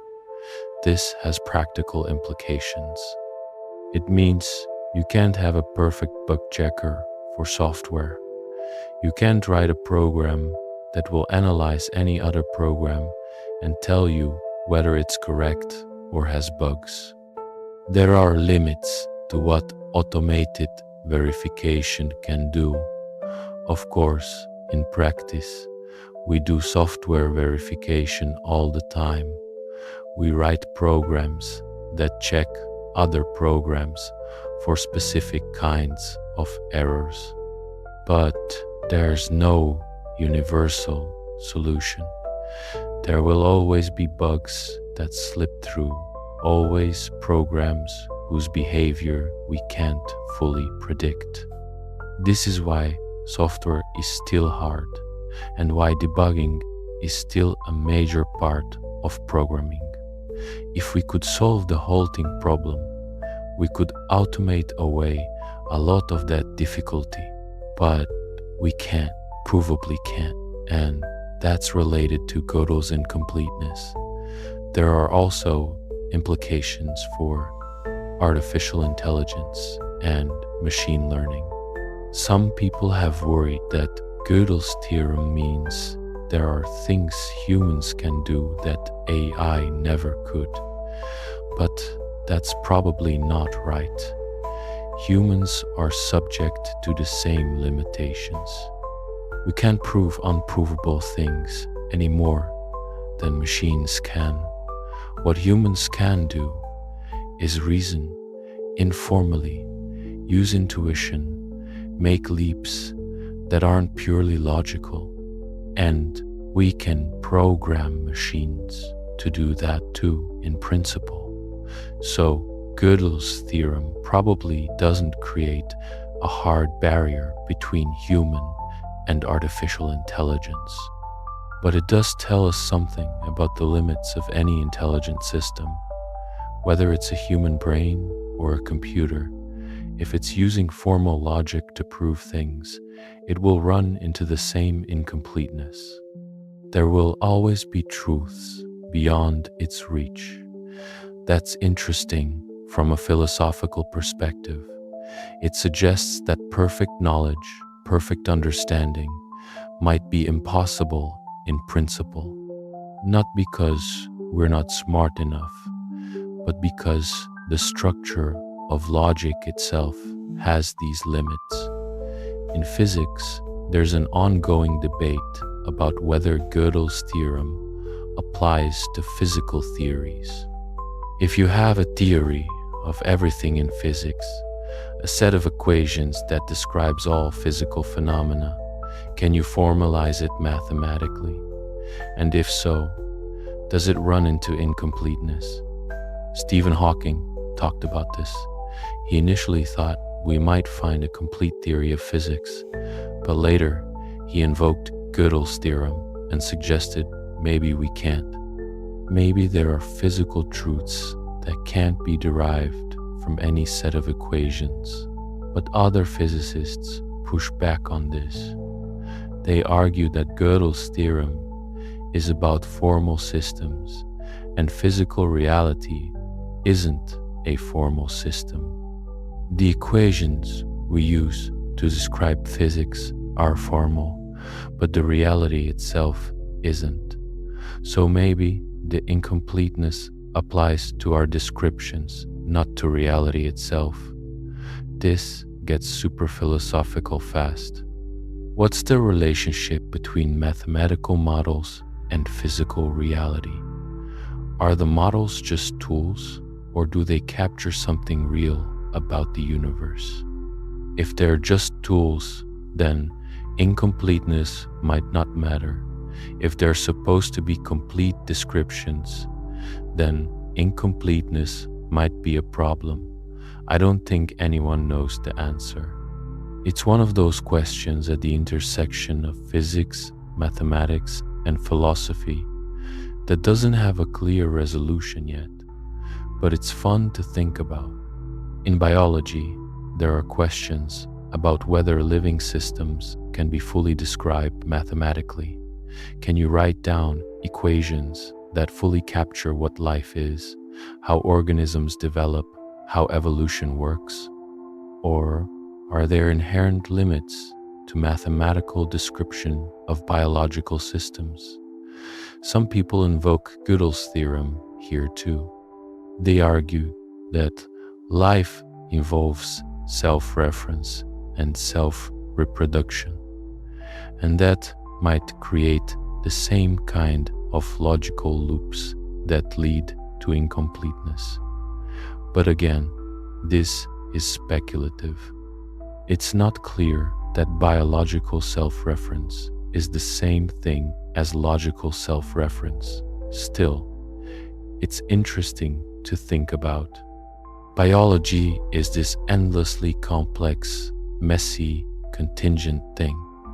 Maybe it's not surprising if it resists complete mathematical description. Maybe the incompleteness in mathematics reflects a deeper incompleteness in any attempt to fully formalize complex systems. Or maybe I'm reaching. Maybe biology is just complicated, not incompletable in any deep logical sense. Hard to say. Let me tell you about some other mathematical discoveries that connect to incompleteness, because the story branches out in a lot of directions. There's this thing called Ramsey theory, which is about finding order in chaos. The basic idea is that if you have a big enough structure, it has to contain some kind of pattern, even if you're trying to avoid patterns. Like if you color the edges of a big enough graph with different colors, there has to be a monochromatic clique, a set of vertices where all the edges between them are the same color. Ramsey theory studies how big is big enough for different kinds of patterns. It turns out some Ramsey numbers are independent of Peano arithmetic. You can't compute them from the standard axioms of arithmetic. You need stronger systems to determine their values. So here's this concrete combinatorial question about graphs and colorings, and it runs into incompleteness. There's also Goodstein's theorem, which is about sequences of natural numbers. You define a sequence using a specific rule, and Goodstein's theorem says the sequence always eventually reaches zero. It sounds simple, but you can't prove it in Peano arithmetic. You need stronger set theoretic axioms. This is wild because Goodstein's theorem is about natural numbers, just regular finite numbers. It's not about infinite sets or weird abstract structures, but it's still unprovable in the standard system for arithmetic. Lawrence Kirby and Jeff Paris proved this in 1982 using a connection to ordinal numbers and transfinite induction.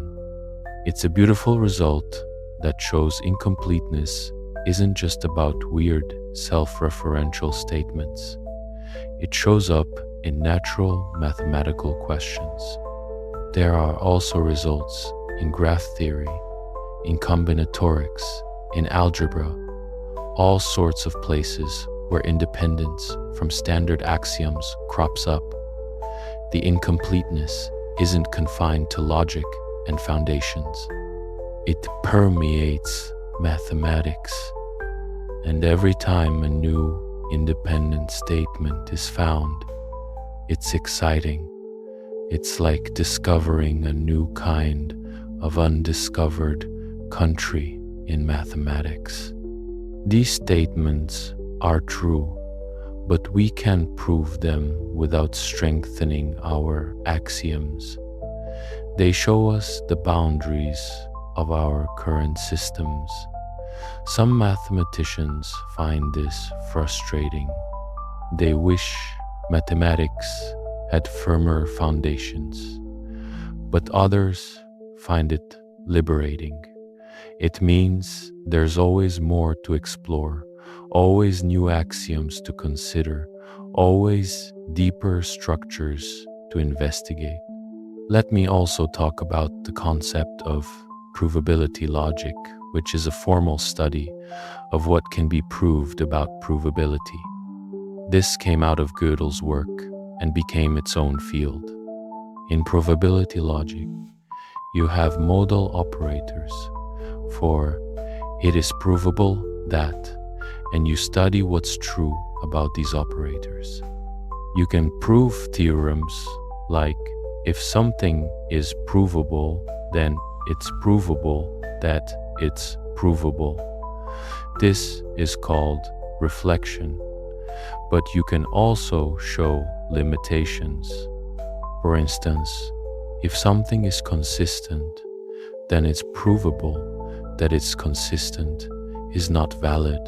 That's related to Gddil's second incompleteness theorem.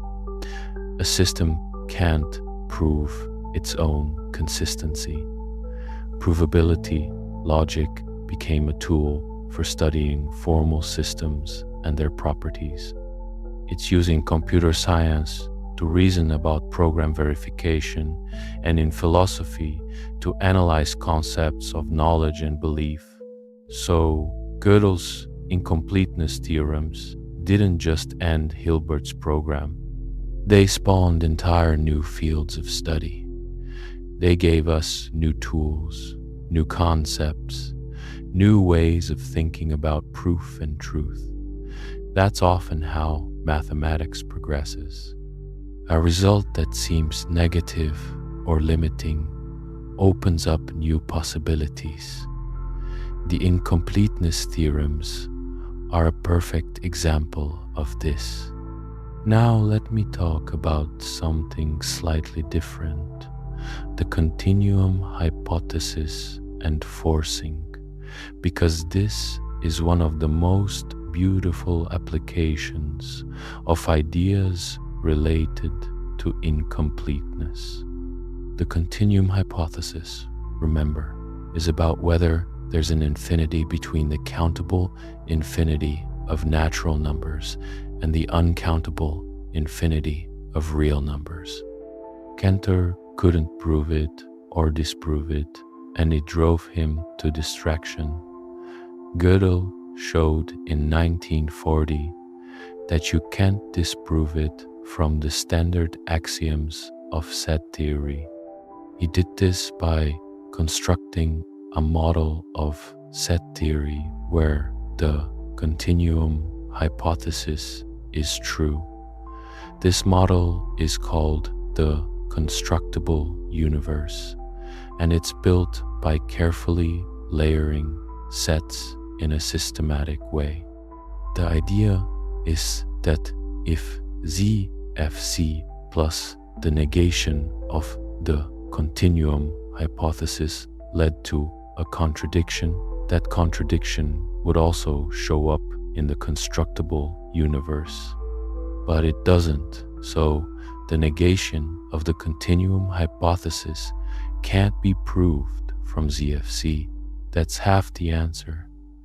The other half came from Paul Cohen in 1963.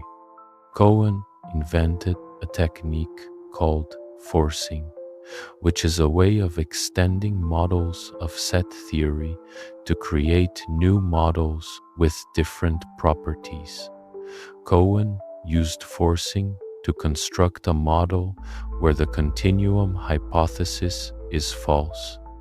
This showed that you can't prove the continuum hypothesis from ZFC either. Together with Gddl's result, this proved that the continuum hypothesis is independent of ZFC. Forcing is an incredibly powerful technique. It's been used to settle all sorts of independence questions in set theory. It's kind of like a machine for creating models with specific properties. You can force the existence of certain sets, force the failure of certain properties, force all sorts of things. Cohen won the Fields Medal for this work, which is the highest honor in mathematics. It was a genuinely revolutionary contribution, and it all grew out of thinking about incompleteness and independence. The forcing technique has been refined and extended over the years. There are now all sorts of variations: proper forcing, iterated forcing, Martin's maximum, and on and on. Modern set theorists use forcing all the time to explore the landscape of possible set theories. And here's the thing, there are questions in set theory that are still open, that we don't know whether they're provable or independent. Like the question of whether the projective sets, a certain class of sets of real numbers, all have the Bayer property. This might be provable, might be independent. We don't know yet. So there's still active research happening in this area. People are still discovering new independent statements, still exploring the boundaries of what can be proved in different axiomatic systems. And all of this traces back to Gddl's incompleteness theorems and the realization that there are mathematical questions that can't be settled without making additional assumptions. Let me talk a bit about intuitionism, because it's a different response to the crisis in foundations, and it's philosophically interesting even if it's not mainstream. Louis and Brouwer, the Dutch mathematician I mentioned earlier, rejected classical logic. He thought mathematics should only deal with constructions that can actually be carried out, not with abstract existence proofs. In classical mathematics, you can prove something exists by assuming it doesn't exist and deriving a contradiction. This is called proof by contradiction, and it's everywhere in classical mathematics. But Brouwer said that's not legitimate. To prove something exists, you need to actually construct it. You need to show how to find it or build it. Abstract existence isn't enough. This leads to intuitionist logic, where the law of excluded middle doesn't hold. In classical logic, every statement is either true or false. In intuitionist logic, a statement might be neither provably true nor provably false. Intuitionist mathematics is more restrictive than classical mathematics. You can prove less. Some classical theorems become unprovable, but what you can prove constructively with actual methods for finding or building the objects in question. Brouwer thought this was the right response to the paradoxes and the crisis in foundations. Don't try to formalize everything with axioms and logic. Instead, ground mathematics in human intuition and constructive thought processes. this never became the mainstream view. Most mathematicians found intuitionism too restrictive. They wanted to keep using classical logic because it's more powerful and because it aligns with how they naturally think about mathematics. But intuitionism did have influence. It led to the development of constructive mathematics, which is studied today. It also influenced computer science because constructive proofs often translate directly into algorithms. If you prove something exists constructively, your proof tells you how to find it. That's useful if you're writing software or doing computational mathematics. Classical proofs don't always give you algorithms. There's also this deep connection between intuitionist logic and type theory, which is used in programming language design and formal verification. The Curry-Howard correspondence shows that proofs in intuitionist logic correspond to programs in typed programming languages. This is beautiful. It means that proving a theorem in intuitionist logic is the same thing as writing a program of a certain type. Logical propositions are types. Proofs are programs. This has led to programming languages like Coq and Agda, which are used for writing formally verified software. So, even though intuitionism didn't replace classical mathematics, it influenced computer science in significant ways, and it's still a live philosophical position. There are mathematicians today who prefer constructive methods and who think classical mathematics is too liberal. The debates between classicists and intuitionists are sometimes fierce. Brouwer and Hilbert had a falling out over this. Brouwer was actually kicked out of the editorial board of a journal by Hilbert because of their disagreements about foundations. These weren't just abstract debates. People had strong feelings about the right way to do mathematics, the right way to think about truth and existence, and those feelings led to real conflicts. Nowadays, the debates are less heated. Most mathematicians are pluralists. They think different approaches are valid for different purposes. You can do classical mathematics when you want power and generality. You can do constructive mathematics when you want algorithms and computability, but there are still arguments, and they still matter for how we think about what mathematics is and what mathematicians are doing when they prove theorems. All right, I want to talk about one more thing, and that's the connection between incompleteness and paradoxes in general. There's a whole zoo of paradoxes out there. The liar's paradox. This sentence is false. The barber paradox. The barber who shaves all and only those who don't shave themselves. Russell's paradox. The set of all sets that don't contain themselves. Grelling's paradox. The word heterological means not self-descriptive. So, is heterological? All of these have the same structure.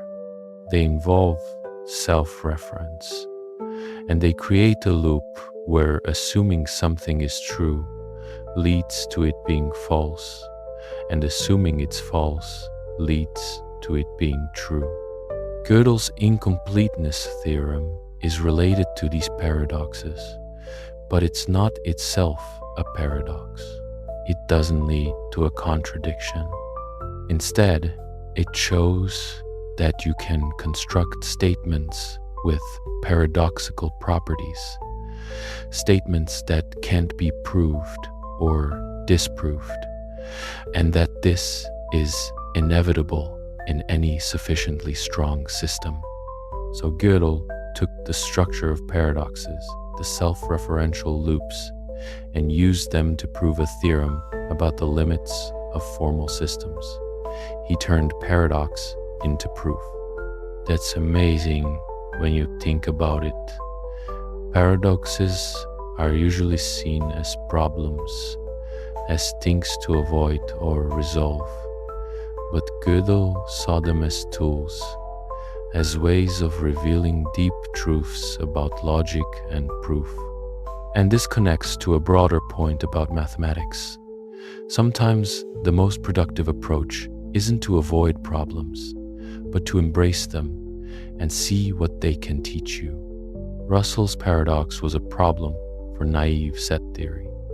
But instead of abandoning set theory, mathematicians refined it. They created CFC and other systems that avoid the paradox while preserving most of the useful parts of set theory. The paradoxes in calculus involving infinitesimals were problems in the 17th and 18th centuries.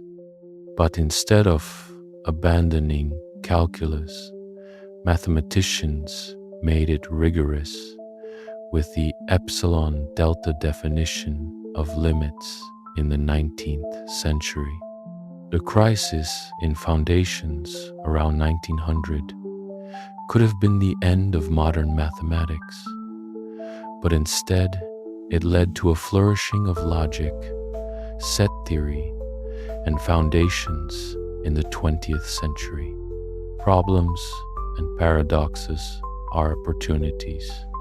They show you where your understanding is incomplete, where your system has gaps, and fixing those gaps leads to deeper, richer mathematics. Gödel's theorem is the ultimate example of this. It showed that mathematics has inherent limits, but recognizing those limits has made mathematics better, not worse. It's made us more careful, more precise, more aware of our assumptions, and it's given us new tools and new areas to explore. Incompleteness isn't the end of mathematics. It's a new beginning, a new frontier, a new way of thinking about what mathematics is and what it can do. Let me leave you with some perspective on what all this means, because I think it's important. When people first hear about Gödel's incompleteness theorem, they sometimes have this reaction. So mathematics is broken, nothing is certain, how can we trust any of it? But that's the wrong way to think about it. Mathematics isn't broken, it's just more subtle and more interesting than we thought it was. The certainty is still there for the things we can prove. 1 + 1 still equals 2. The Pythagorean theorem still works. Calculus still lets us predict the motion of planets and design bridges that don't fall down. What Gddel showed is that there are boundaries to formal provability. There are questions that can't be settled by any particular formal system. But that doesn't make the questions meaningless, and it doesn't make the mathematics we do have any less valid. Think about it like a map. A map of a city is useful even though it's not complete. It doesn't show every blade of grass, every crack in the pavement, every particle of dust, but it shows you the streets and the buildings, and that's enough to get you where you need to go. Formal mathematics is like that map. It's incredibly useful for navigating mathematical reality, even if it can't capture every detail. The incompleteness just means there will always be features of the landscape that aren't on any particular map. But that's okay. We can make new maps, extend old ones, look from different angles. And the beautiful thing is that mathematical truth is still out there, regardless of our formal systems. 2 plus 2 equals 4, whether or not we can prove it in any particular formalism. The real numbers exist or don't exist, regardless of whether we can prove certain properties about them. This is why Gddel himself was a Platonist. He believed in mathematical reality, independent of our formal descriptions. The incompleteness just shows that our descriptions are limited, not that the reality itself is limited. Of course, not everyone agrees with Platonism, but even if you're a formalist, even if you think mathematics is just symbol manipulation, the incompleteness doesn't destroy the enterprise. It just means we need to be humble about what any particular formal system can do. And humility is good. It's good to recognize limits. It is good to know what we can't prove, as well as what we can prove. That kind of epistemic humility makes us better thinkers, better mathematicians, better people. Mathematics has a flaw. It's incomplete. You can't have a formal system that's both consistent and complete for arithmetic and beyond. Gddel proved this in 1931, and it's been a cornerstone of logic and foundations ever since. But this flaw is also mathematics' greatest strength. The incompleteness means mathematics is infinite, open-ended, always growing. There's always more to discover, always deeper structures to explore, always new questions to ask. The people who made these discoveries, Gödel, Turing, Russell, they were brilliant, but also deeply human. They struggled with mental health, with persecution, with the chaos of history. And they produced work that transcends all of that, work that's as true today as it was when they proved it. The implications of incompleteness go beyond pure mathematics. They touch computer science, physics, philosophy, any field that deals with formal systems and logical reasoning. The limits Gddel proved are real limits, hard boundaries on what can be known and what can be proven. But within those limits, we've built something extraordinary. Modern mathematics is vast and beautiful and endlessly fascinating. The incompleteness doesn't stop us from doing amazing work. If anything, it inspires us to push harder, dig deeper, explore further. And maybe that's the lesson. Perfect knowledge is impossible. Perfect certainty is out of reach. But imperfect knowledge, provisional understanding, that's enough. That's what we have, and it's pretty damn good. So here's my final thought. Mathematics is incomplete, and that's beautiful. It means there's always a mystery, always something beyond our current understanding, always the next level to reach for. The flaw is the feature, the incompleteness is the infinity. The biggest flaw in math is what makes math worth loving. Sleep well, dream of infinite sets and unprovable theorems, of barbers and paradoxes, of Gddel and his genius and his tragedy. Dream of mathematics as an endless landscape, always more to explore, always more to discover. May your dreams be consistent and your truths be independent. Good night.